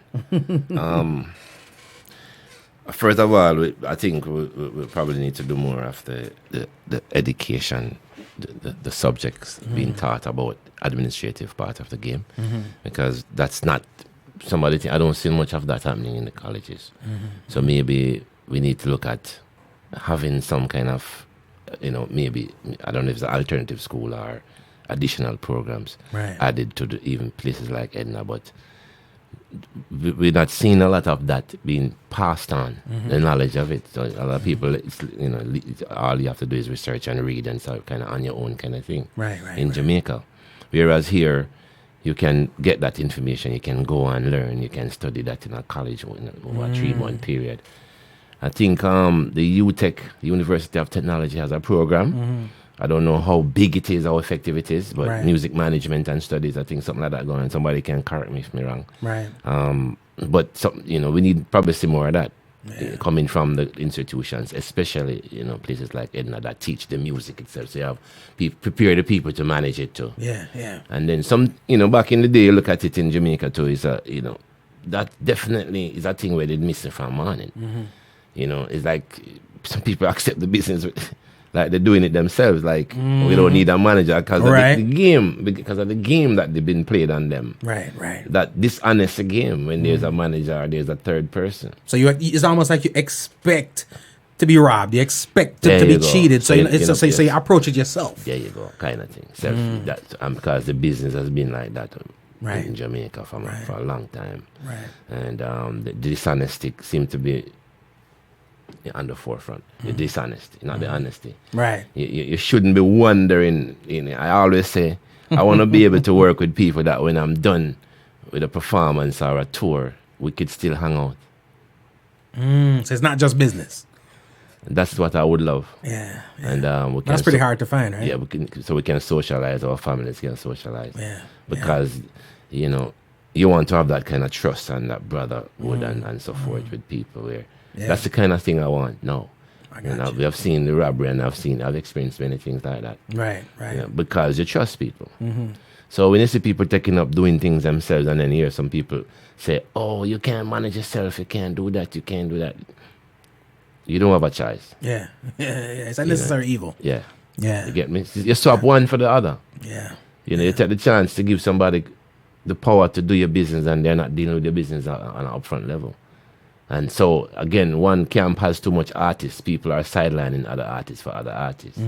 And this is our industry. And I'm asking, and I'm glad you approach it that way, because, like I say to people all the time, a lot of the things that we experience, it's universal. It doesn't just happen to reggae music, but I don't really care about the rest of it right now. We're talking about reggae music.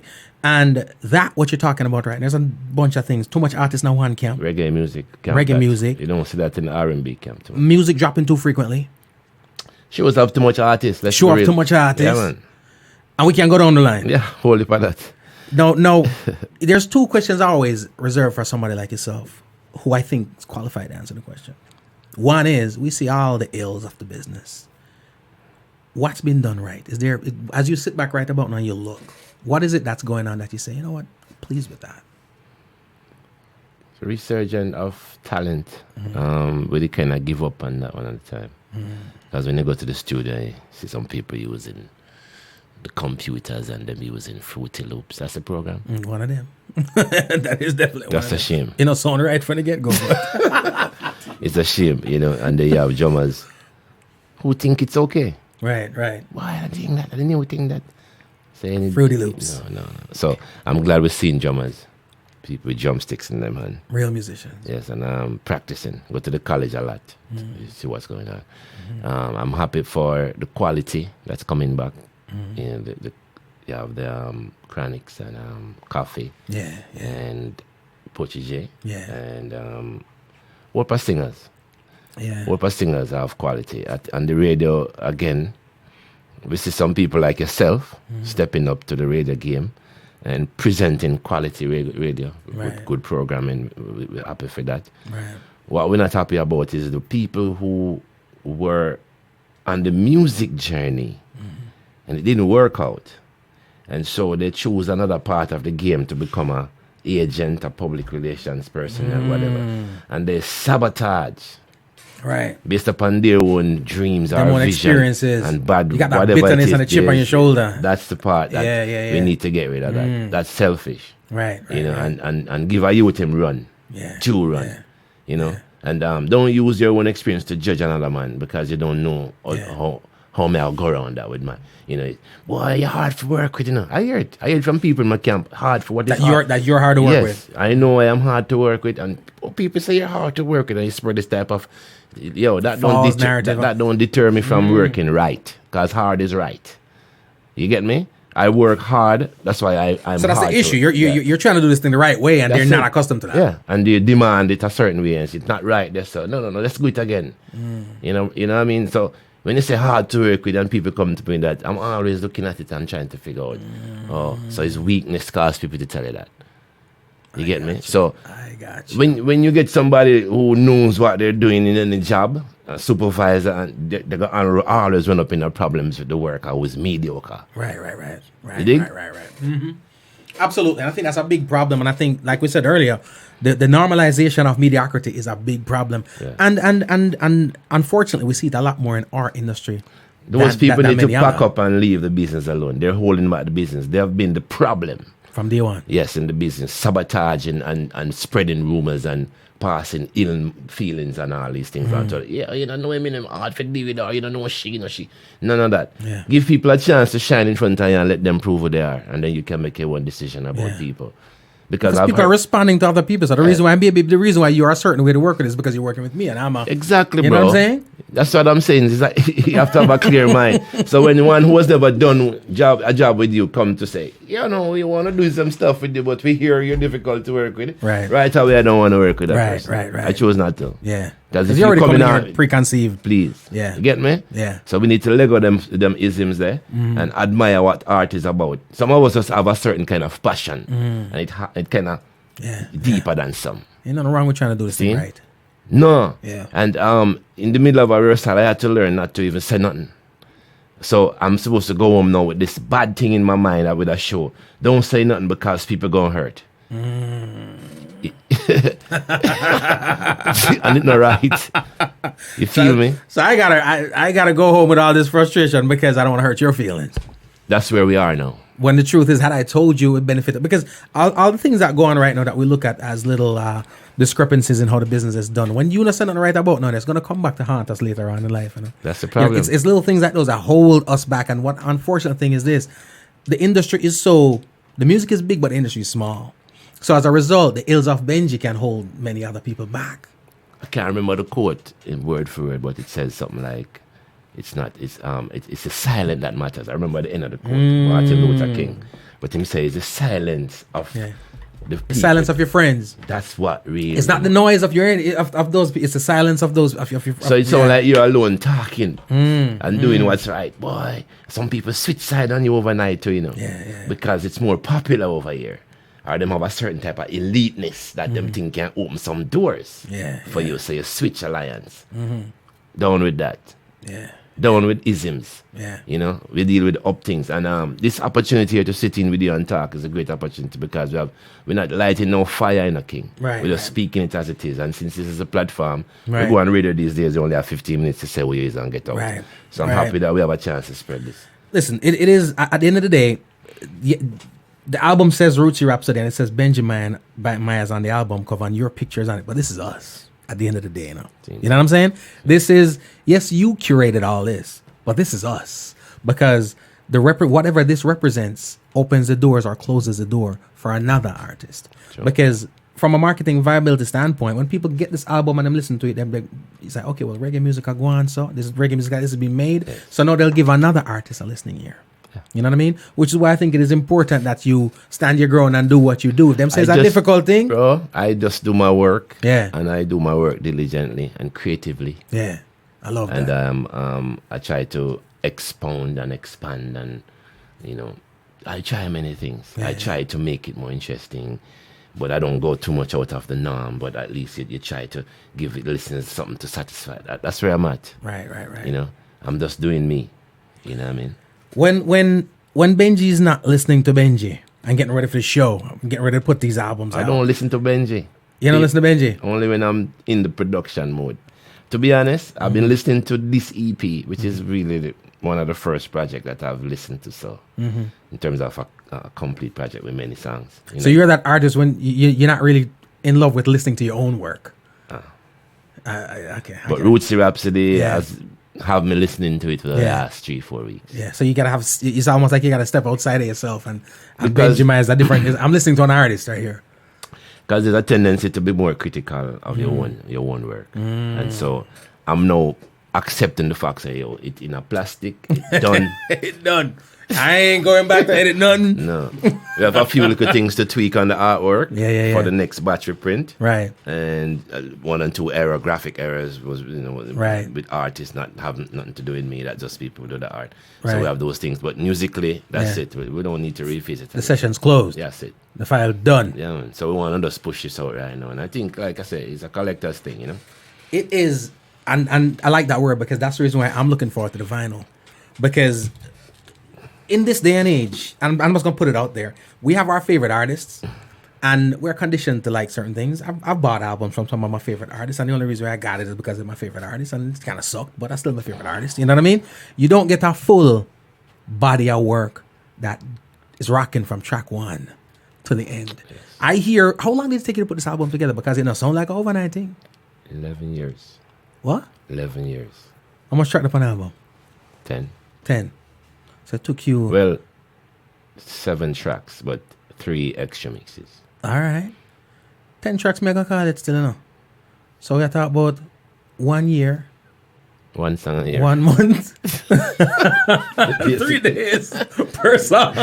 Well, there was a lull. Yeah. I took, taking care of my parents. Right. There was a lull. That was part of the time. And also trying to get Auntie Marcia was challenging. Busy 4 lady. years I had to wait on her to voice to do it. Wow. Wow. So.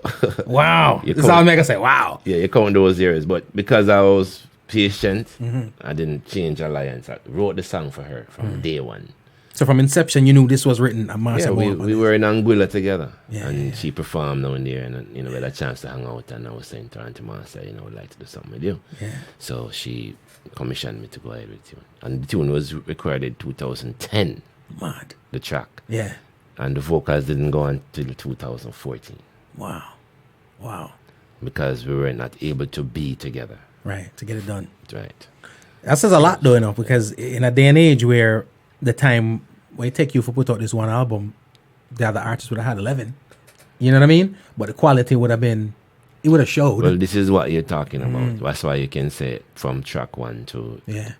Time, effort, energy. Yes. The mastering took us... When I called the mastering lab, they said, I think it was $270 per hour. And they said, we're going to charge you more if you want to hang in the studio. Right. If you want to be in the studio with them. Yeah, because if once you give command to them to say, no, don't do that, do this, they charge you. Because they put a standard curve on your thing. So you drop off the product and you leave and you pick it up. Yeah. And I'm thinking, no, man, I need to buy the software. We bought the software for $1,000. And mastered it ourselves. He's something that said... And get that sound that you're pleased and with. we still have the software. Right. To master the next one. More stuff. They should have never told you that. From a business standpoint, they messed up. But most people would fear say, boy, I'm not a mastering engineer. But mastering is the ears. It's the final analogy of your ears. Yeah. It's the final frontier of your ears. Which is what you've been training for the last however many years. And I want to get it right. I would prefer to be a mastering engineer than a mix engineer. Wow. Because that's where the sound is created. That's a final. There are songs on the EP that didn't sound good to me, none at all. Even after it was mixed. So you have to go back. Number 1, Make It Up With You. I couldn't understand the track. In mix, the Bobby Digital, the great. Recorded with Tough Gang, the proper drum sets, everything. And I'm listening. I was like, something wrong with this tune. Couldn't define it. And you know what? Nothing was really wrong with the tune. It needed mastering. That's all it was. Yeah. And so the minute the mastering was done. Yeah. Proper That's sound. it. Yeah. Well, you just talk about Auntie Marcia. I mean, so we have to get the people in piece of the thing. Please. Brand new, ladies and gentlemen. Benjy You Myaz. make me feel brand new.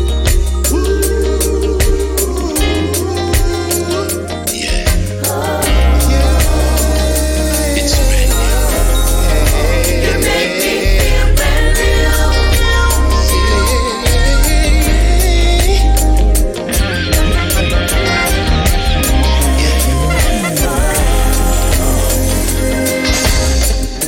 Now here we are, finally together, just you and me. It's a reality, sharing our special moments. I know you see, oh yeah, this ain't no fantasy. Baby, I feel your fire. It's you. You make me feel brand new. Yeah. It's brand new. You make me feel brand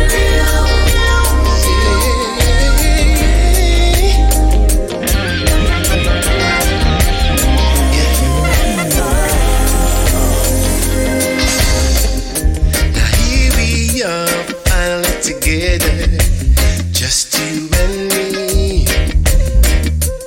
It's a reality, sharing our special moments.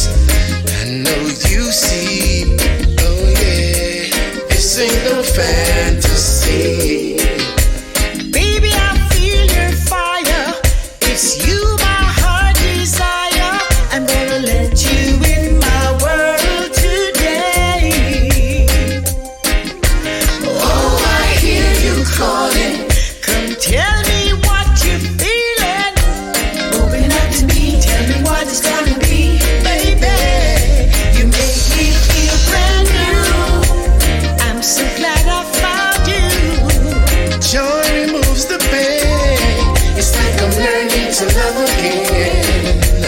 So I'll take your hand, together we will stand through the thick and thin.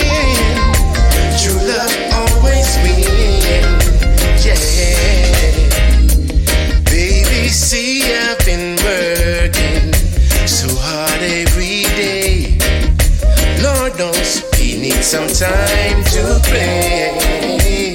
Baby, I know you're willing. For you, my heart keeps beating. You'll always be my pride, standing by your side eternally. You make me feel brand new. I'm so glad I found you. Joy removes the pain. It's like I'm learning. You're listening to Homegrown ℛootsy ℛhapsody. He's got a heart of gold. Together we will stand through the thick and thin. True love always wins. Oh, oh, oh.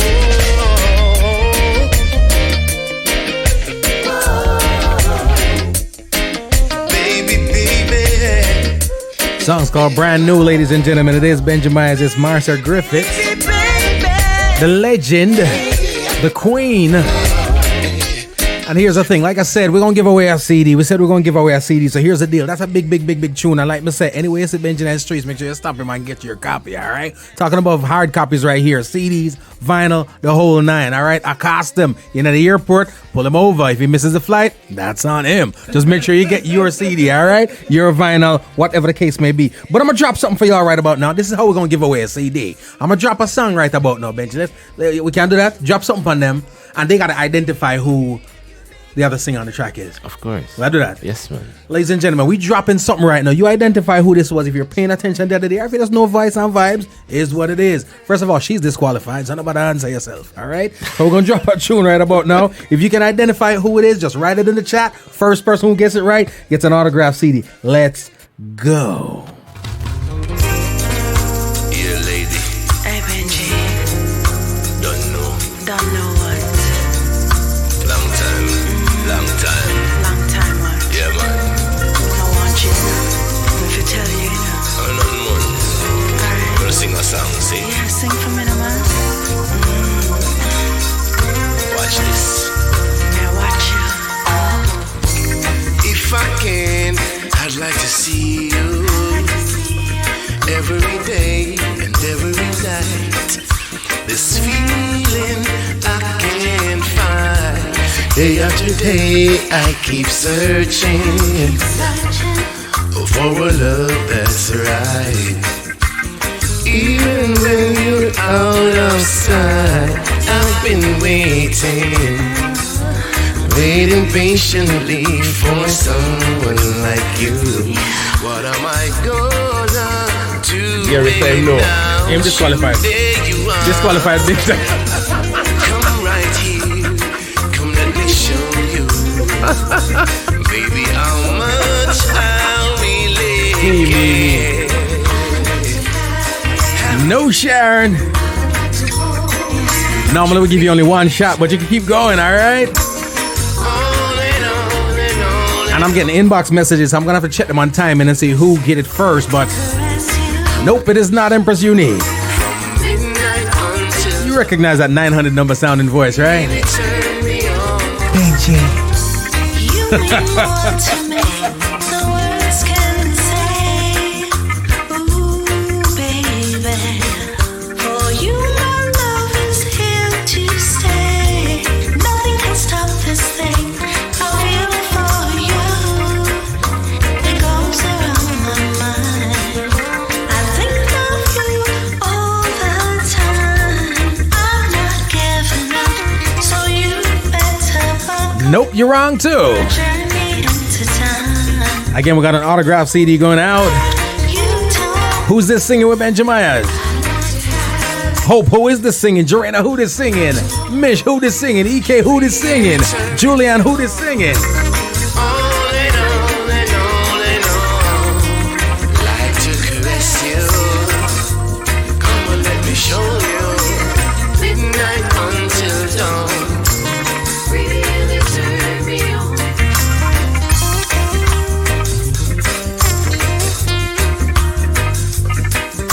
That's a pull it up and I get it yet. Not twiggy. All right, you know something? Nah. Yeah, lady. Hey, Benji. Don't know. What? You know, all this time I'm just worried. I was just hoping you make sure so you're not call the person's name in that song, because that's my concern, you know, where you're going to say the person's name in the song. No. Bless our way there.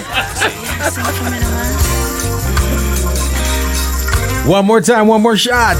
Who's singing? Oh, Lord, we got a winner. If I can, I'd like to see you Hope we got a winner. every day. And Somebody tell somebody. Yeah, somebody Googled it real quick. I can't find day after day. I keep searching. Hope you win. You know your things. You know your vocalist. That's right. Yeah, man. What plumber? Yeah. When Let's stop you're it. out of sight, I've been waiting patiently for someone forget it. like you. What am I gonna do without you? There you are. Come right here. Come, let me show you, baby, how much I really care. Have you? You really turn me on. On and on and on and on. Like to caress you. Come on, let me show you. John, I was wondering if you were going to come out. I said, you know, you're disqualified. You know. You really turn me No CDs for you.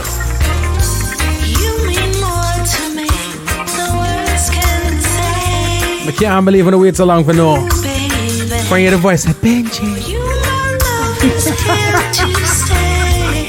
Nothing can stop this thing I feel for you. It goes around my mind. I think of you all the time. I'm not giving up, so you better buckle up for a journey into time. Oh, baby, you don't mind.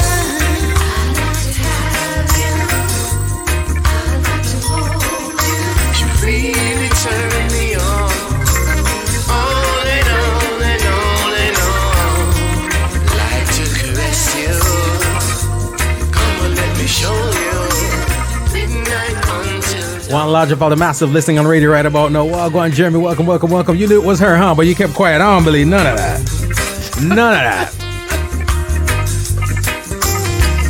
I'm sneaking one for you. I'm sneaky, that thing.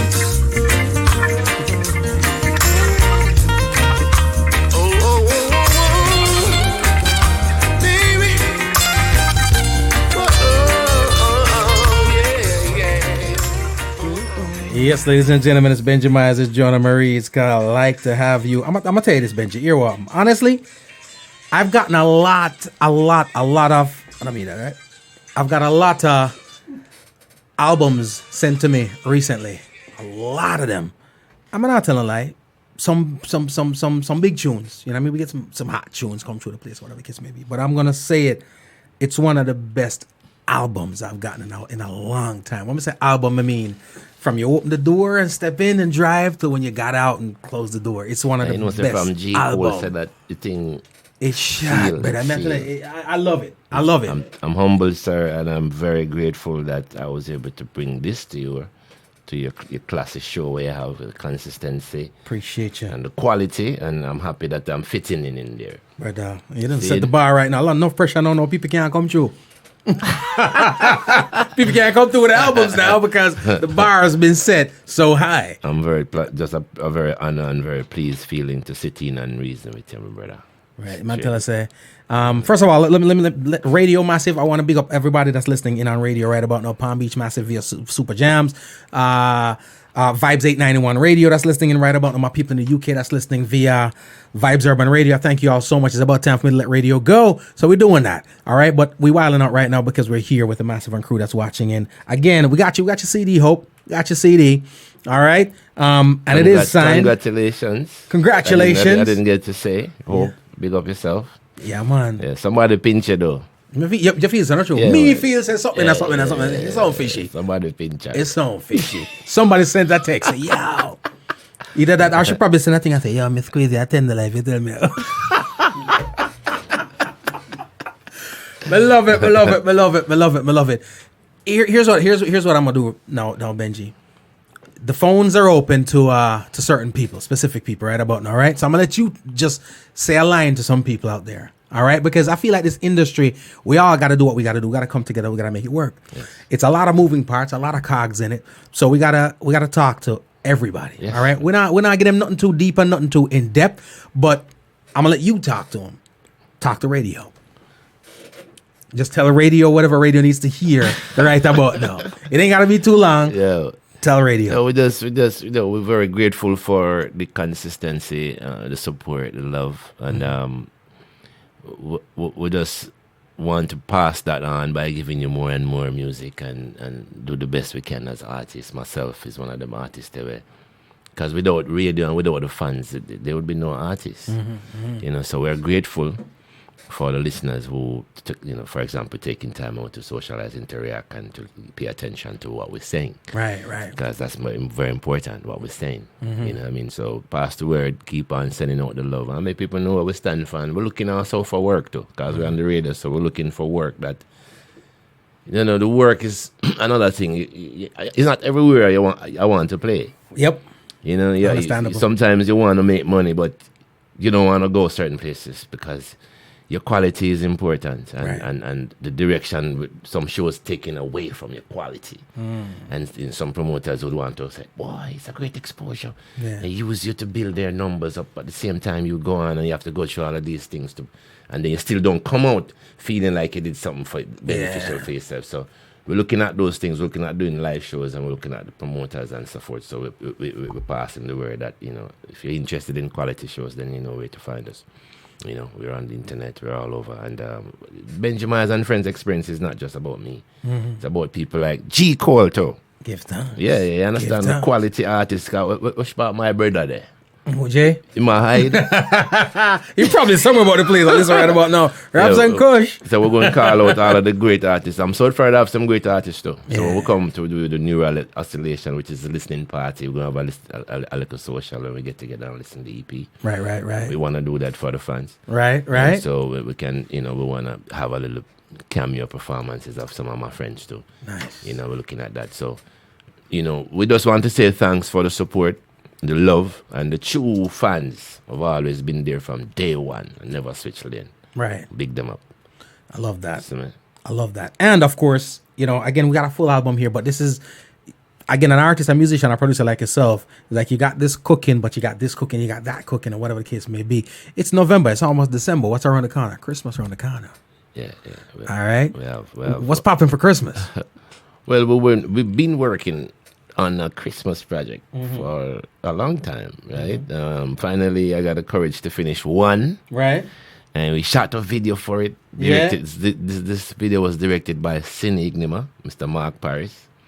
And it's actually you can find this video on the Benjy Myaz channel. It's available for download. The single is available for free download for everyone to have for Christmas. It's available on reverbnation.com/Benjy Myaz, and you click on the download tracks. All the tracks are there for download for free, right? Including "Give Love on Christmas Day," which is a single. The big bud, ladies and gentlemen. Are you ready for the holidays? So many people coming into town. We got something for you, all right? It's almost Christmas. Family and friends coming to town? Me? I hope it's not my in-laws. Unless they're listening. If so, I can't wait to see you. On the way, a little music to get you in the holiday spirit. Merry Christmas.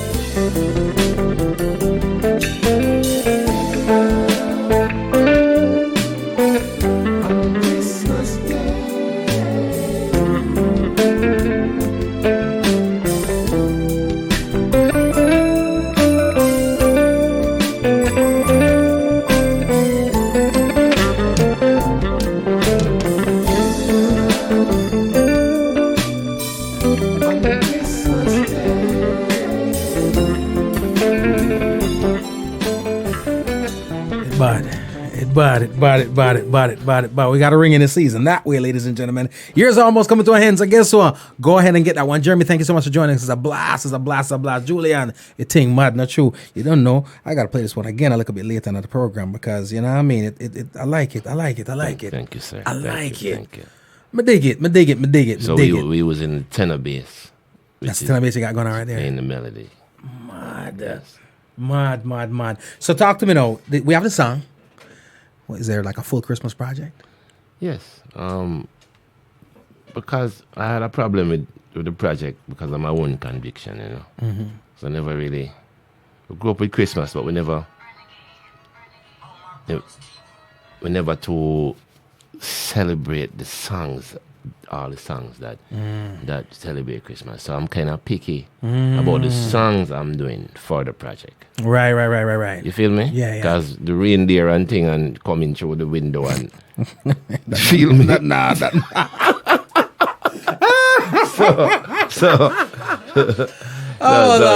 the project couldn't get off because I'm still working on the selections. Right. Some reindeer thing gonna go on. Yeah, so the reindeer thing can't work. Right. You understand? So we needed to go into the Christmas archives, and that's what I've been doing in the last year since we did the video. I've been picking them songs slowly, and so hopefully by the next Christmas we'll have a project. Full thing. Yes. Because I didn't want to record the songs that didn't have that connection with me. Yeah. Just because they're popular. And this is one of my favorite Christmas songs. I get exactly what you mean when you say Yes, choosing man. the right ones. Yes, because you're singing a song too. If you're doing a song, you're covering a song, you have to sing the one that suits you best. Your range. Yeah. And if you have a conviction with the lyrics, because sometimes we're singing songs and we're not connected to the tune, you know. Yeah, it's a the singing for way. sing's sake. Yeah, and so I didn't want to just go cover a song, you know, dreaming of a white Christmas and I live in a sunshine country and stuff like that. You get me? So, you know what I mean? the logics. It ain't adding up. No, so it took a while for me to kind of find this, because it was going to be all Christmas covers. Yeah. You know, so it's something for the family I give. Is it all instrumental or are you going to be singing? It's going to be an instrumental project. Mad. Here's the thing. It's hard to find the proper... Because we're not going to lie, not every version of things I dig. So when you get a nice instrumental, to me, I like... Because I used to listen to Kenny G. You know what I mean? Some nice instrumental pieces. I've had some of my favorite albums redone. There's a Dennis Brown album that was done over a straight instrumental piece. You connect with the song, even though... Because the instruments are singing, you know. So the lyrics are still coming through loud and clear. I'm not sure if you heard Bass is So Groovy. That's your album, right? No, that's another instrumental I put up from another instrumental project. Bass is So Groovy. It's on YouTube. So you should... I'm going to check that out. Check it out. Ladies and gentlemen, go check that out. Bass is So Groovy. Yeah. We have a video out on the Benjy Myaz channel. What if I was to say, okay, what do you love more? Do you love singing more or playing the bass more? I love music, man. Just music? Yeah. No limitations? No. I have a time when I want to sing and another time I want to play. Sometimes I go on a show and sometimes I just play. Sometimes, it depends if I'm doing a set, like I'm doing some spots where I might do 1-2 sets. Right. I play a little instrumental before I sing. Right. Because I think, again, every time I play, people come to me and say, I didn't know you did that. They didn't know you played? Yeah. So I feel like it's a part of my promotion. It's a part of what I'm doing. It's a part. I have to put it out there. Right. You know what I mean? And then you have some people say, oh, when are you going to sing? You feel me? So you don't always get to please everyone. It's a good problem to have. But I still do what I have to do because there's always someone coming up to me saying to me, we did not know you did that and never seen a bass playing the melody like that. Right. And this has been around before I was born. Wow. You know? And they've just never seen that. No. I mean, Stanley Clarke, you can read about Stanley Clarke. You can read about Larry Graham. A lot of people know him as a singer that sang 1 in a Million. But he's a bassist. Played bass for Prince. You have Jaco Pastorius. One of my favorite bass players was also an NBA player who passed away, Wayman Tisdale. Wayman Tisdale. Wicked bassist. Yeah. Wicked. That's our documentary that guy. Right, so I'm saying, right? Then the bass has been melodic over the years, but it's never really popular in Jamaica. But you have people like Derek Barnett who does things. Yeah. He's been doing a lot of that. Rowan Reed is up in Orlando. Myself, there's a lot of bass players. Glenn Brownie, who's been playing the melody, but I've been pushing with videos and trying to bring the visual concepts to it, so people can actually see this happening. And on stage, I try to also make music with the bass in there. Yeah. In that Joanna Marie duet, I'm playing an acoustic bass in there. Wow. And an acoustic guitar, and acoustic bass. Wow. It's quite musical, and that's apart something from the bass line, Yeah. Apart from the line, I'm speaking about a melodic acoustic bass is in there hidden. It's like a hidden agenda. It's there. Wow. And it couldn't be loud. It couldn't be pronounced.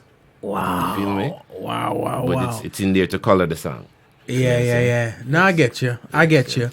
It's amazing you mention stuff like that, because what I always wonder with, and for those people who we've lost, guess what? We'll go up on a podcast tomorrow and the whole nine. I know sometimes them bump way off, but it's all good.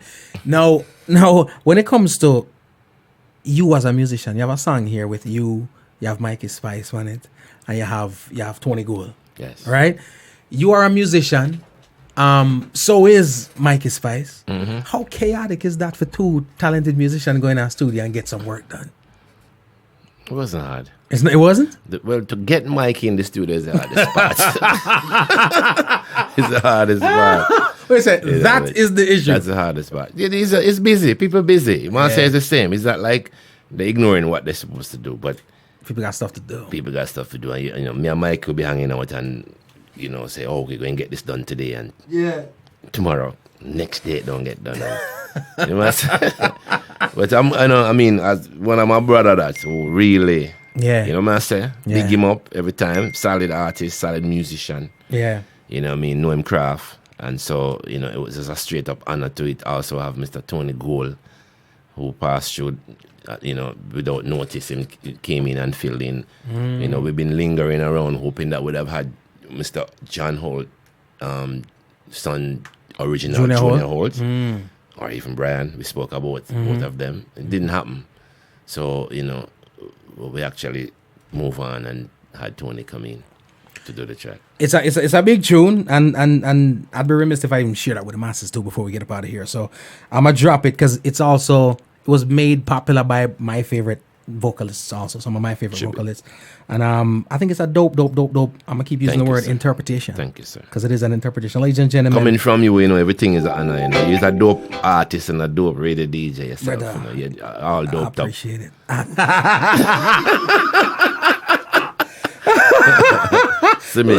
Ladies and gentlemen, this is the Benjy here.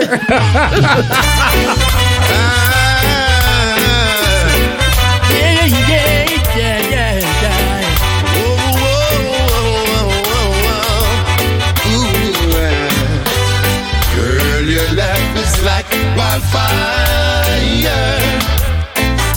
spreading all over the world, baby. Girl, your love is like wildfire,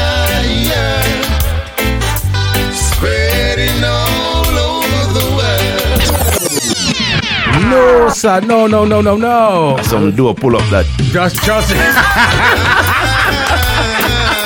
Dope. I love it.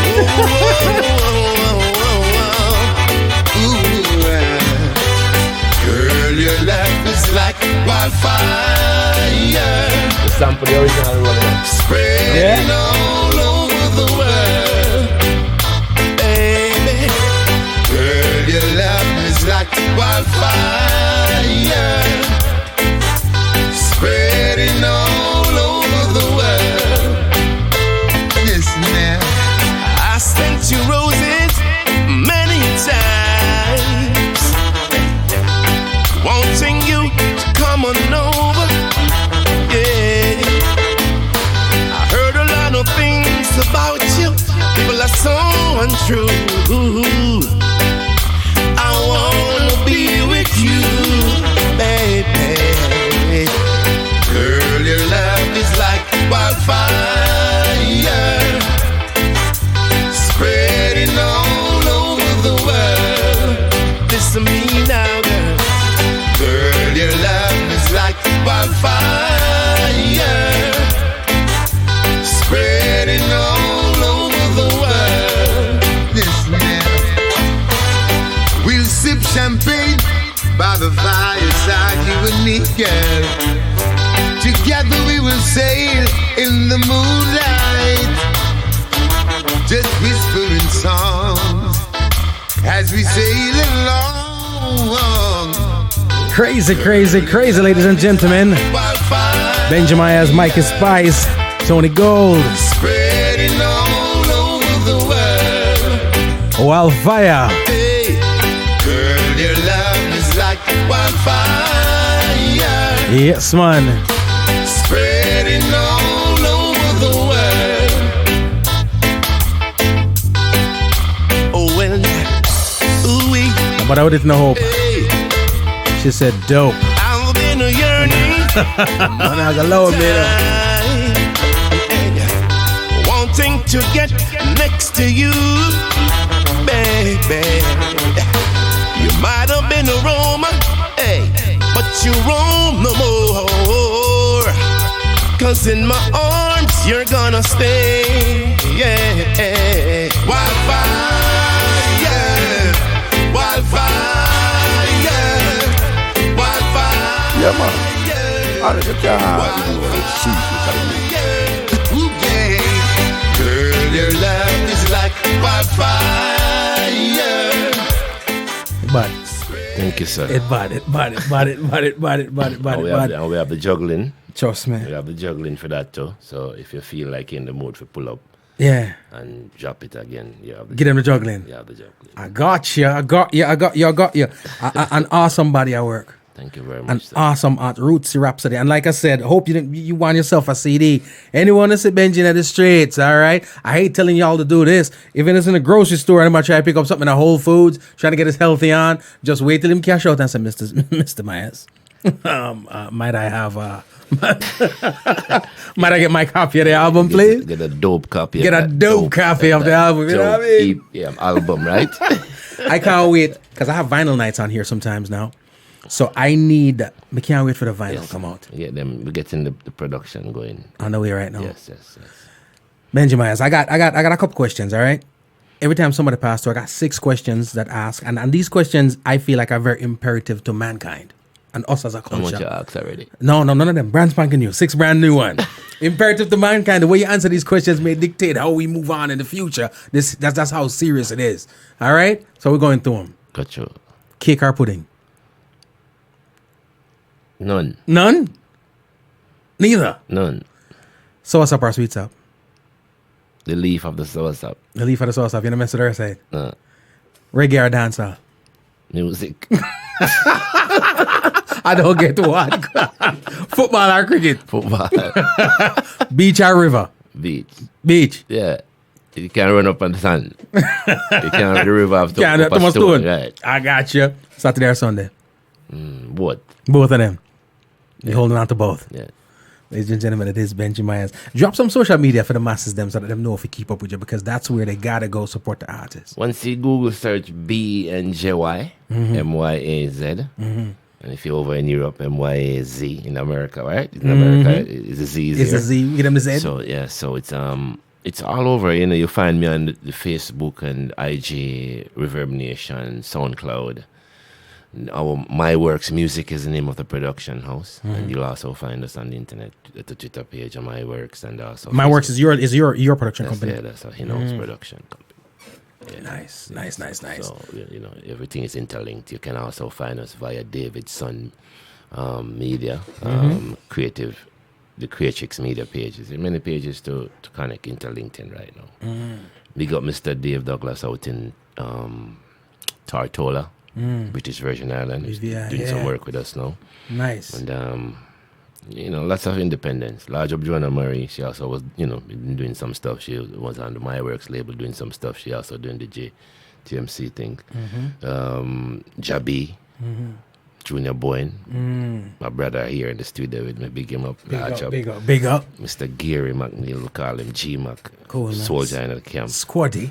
Big time. Yeah. And so much love coming over from, you know, everyone. Big up Julianne. And Hope, you know, yell me still. Big up Hope, the winner. Hope. And the entire massive, you know, big up the entire massive in South Florida. A lot of people, Mr. Pinnacle, who's been getting some love. Got a new tune that I produced with Mr. P. I want to introduce it to you as well. Yeah, man. You mean you're talking about the big bad tune? I have it, you know, because I play it. I drop it all the time. Mr. Pinnacle, the thing shot in there. See the man have it, and me not even did no fire. We got it. It's called Suspicion for the people who peer wall, you know. I get suspicious out the road. Cool, no, man. Benjy Myaz is doing mad production around here. Enough on the hits in the year at the road and don't even know. Yes, mad. For real. I have to squeeze it for them, you know what I mean? Every time you kiss me, I'm still not certain that you love me. Another tune I get my lighter all the time. Every time you touch me, I'm still not certain that you care. Though you keep on telling me you really love me. Do you say the same words to someone else when I'm not there? Well now, all in my arms, keep us apart. Why don't you me?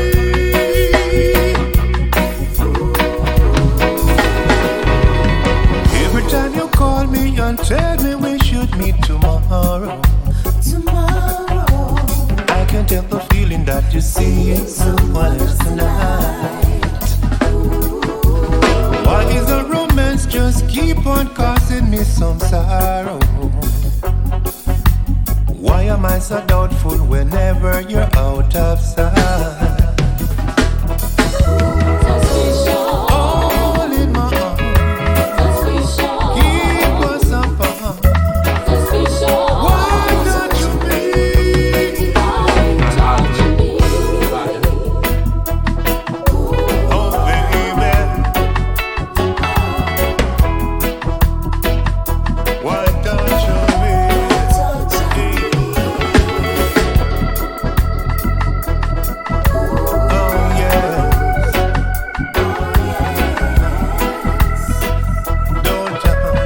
Big tune. Mr. Pinnacle is called Suspicion. Darling, if you love me, bet you wait a little longer. Benjy, this is another classic that's been talk to me about this song. How did this one come to be? Well, you know, Mr. Pinnacle is my virgin, you know. Yeah. Bona fide brother like that, you know what I mean? So we're there, and just through frustration and sharing about music, and, you know, I always do some work which never seem to get the real rotation. Yeah. And so sometimes frustration can reach everybody, you know. And so I picked the tune for him. So you selected this one? Yeah, a song that I could have done for myself, and I wanted to. But I say, you know what, you sing this tune. Yeah. And it fits his vocal texture too. Yes, because it's a bad song, which, you know, one of them songs I just learned from Mr. Clinton Lindsay, the year of the tune, 62. Cool, man. Yesterday, man. Way back. Yeah, so And he said on Steven's show that many versions of it, which I never know. So, but it's a song that I was targeting for a while. Love the line, love the bass line. Right. Is it what? Delroy Wilson? Delroy Wilson. Yeah, that's the version I. Yeah. So I said, Mr. P to do some homework and learn the tune, and we knock it out, and that's it. So you had already started working on it before he even... In my head, I do all that work in my head before. Wow. You know, I walk around with the things up in my head. So when I go to play them, it's just delivery. Yeah. You know what I mean? I say, but it's a song I'd picked already. Yeah. Because that's why I say I pick the songs like that over time. Gotcha. You know. Gotcha. So Mr. P can him get away with it. Me just say, all right, see it there. Mr. P, me like it at work out. If I were you, I'd show up way more often and see if there's any more I can get through it. Next thing you know, put a get through album and Lord. yeah. So him learn the song, learn the lyrics, learn the melody, and we started it back in his room. And big up Barrio here, who did the mixing. The one in Jamaica, and wonderful vibes. And so Twiggy and Shauna. Twiggy and the Harmonies? Twiggy, Shauna, and Fiona. Wow. 3 stars. Right. So you went all out for this song. Mr. Pinnacle actually was responsible for getting the vocals done because I was in Jamaica at the time, the harmonies, but he would send me the tracks and would vet the tracks at nights, and so we were frustrated at one time. Yeah. Because we had 3 different vocalists doing and then finally when we mixed the track, we brought in all 3 vocalists, the vocalists, and see which part fits where. So it took us a year to finish this track. That what I do realize, I'm here. This takes a year, and you talk about the other. You don't rush it. You don't rush the process, do you? No, because listening is. You need to listen and then take a break and go back to listening. Because listening is like that. Sometimes your ears are tired, and you make decisions when your ears are tired, and it's not the right decision. So you have to wake up fresh to it. Even sometimes a break, a month, 2 months break from it, and the truth comes back. The next time you play it, you know if it's good. Yeah. If it's right, you're gonna hear it. What's not right will pop up. I got you. But it's like you writing a letter or a document and trying to proofread it yourself. It's the same thing. Yeah. You constantly make a mistake and you read the mistake thinking you read the right thing. Yeah. Until somebody read the document and say, oh, there's that wrong, you know. Right. Yeah. But by virtue, you're reading the mistake, thinking it's the right word, not realizing it's spelled incorrectly. Yeah. It makes sense. So it's the same thing. You will hear something going on in the song, you cannot detect what it is, but something is bothering you, and you give it a break, you come back, you say, oh, the drums, oh, the bass, you just find it right away. I love that. So I cannot make music in rush too. But some people have some timeline. Boy, they want it done. And so, Yeah. You don't work that way then. You can lay tracks. You probably could lay tracks like that and still not good. But vocals take time. You have to vocals. You have to rest. Yeah. Get your voice. You have to do fitness. True that. Get your voice up to par before you sing. To take, your breathing have to be, you have to be relaxed. You can't have problems and go to the studio. Yeah. It reflects in the sound that they all come. You have to be calm. I love that. Yes, sir. Well, Mr. Pinnacle, that one a shot. I tell you, show up at the studio as often as you want. And see what go on, all right? I'm just saying, that would have been my strategy, because if the first one come out like so, amen. So when you're ready, you can check us, ℛootsy ℛhapsody. We produce, though. Yeah, well, I'll be showing up if we can get one of them, yeah. We produce. You know what I mean? I don't know you have a good voice. Gary McNeil, big up Gary, one of your fans. Gary, tell me about your singing. Squaddy. Yeah, and tell me, say, check you out. Because I didn't know the J in time with J one of the house, but never hear your vocals until like last week. Yeah. And amazingly, you talk about the talent in this place, Don't want you hide your vocals. When I hide it, man. We dropped this. I dropped the latest single when we started the thing. Right, and as a matter of fact, for the masses, there's a single dropping next week too. Thank you. You know what I mean? You might not see me on the stage right now, but we're still doing what we do. We'll dry out, man. Me have asthma. But the thing is this. We got to get him out of here. Yes, I. Again, give thanks for this privilege. Pleasure is mine. And this getting together and this fellowship is very important and meaningful to me, brother.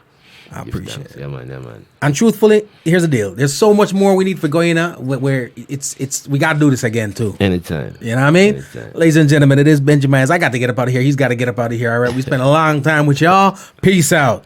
All right. Love. Keep it moving. Keep it grooving. It is Homegrown.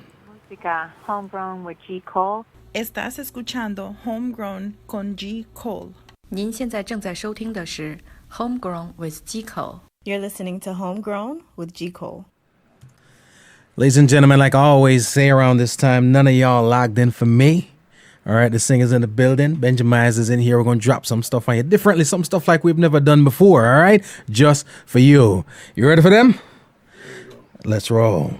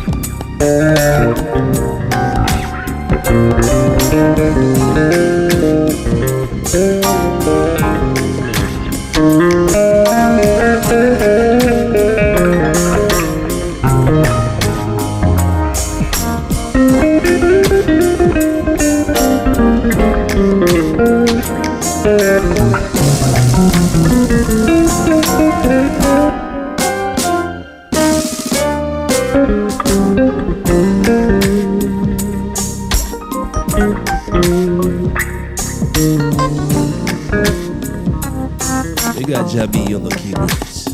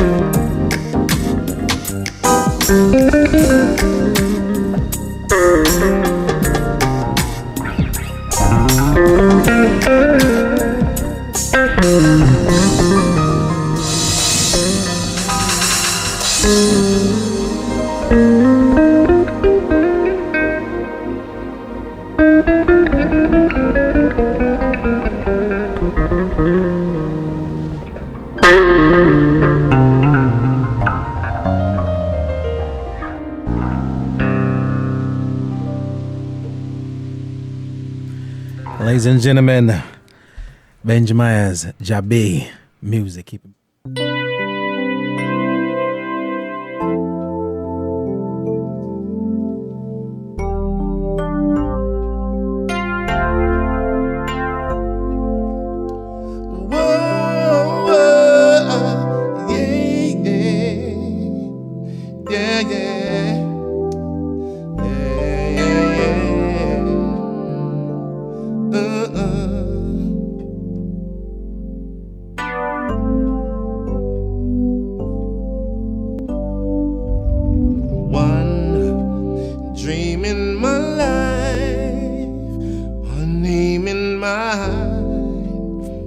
That's what I've waited for. And two, dreaming as one, love has begun, promising so much more. No one else can see that you're beautiful to me.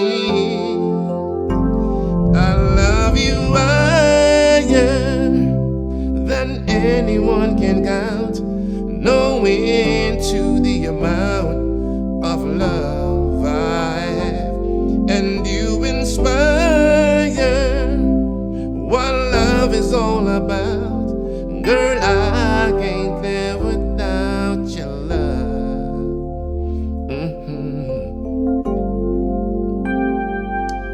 Two kisses from you, that's when I knew heaven was on my side. And forever we are two separate stars, sharing one common light.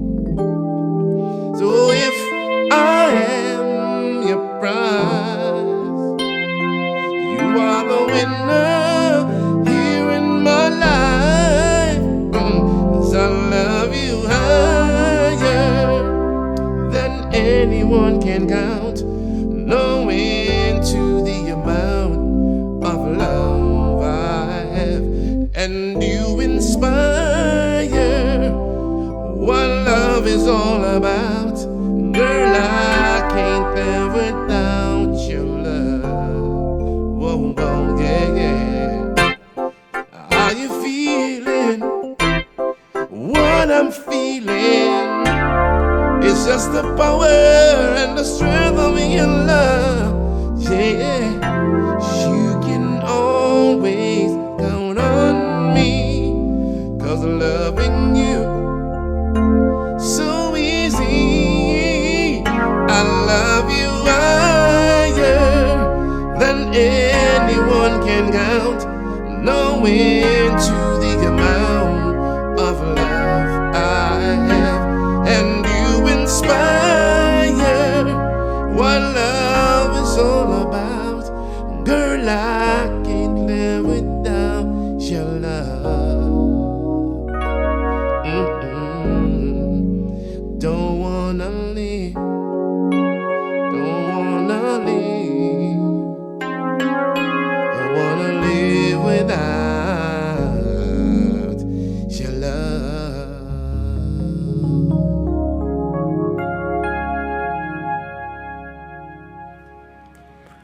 Ladies and gentlemen, what else do I say? Keep it moving, keep it grooving.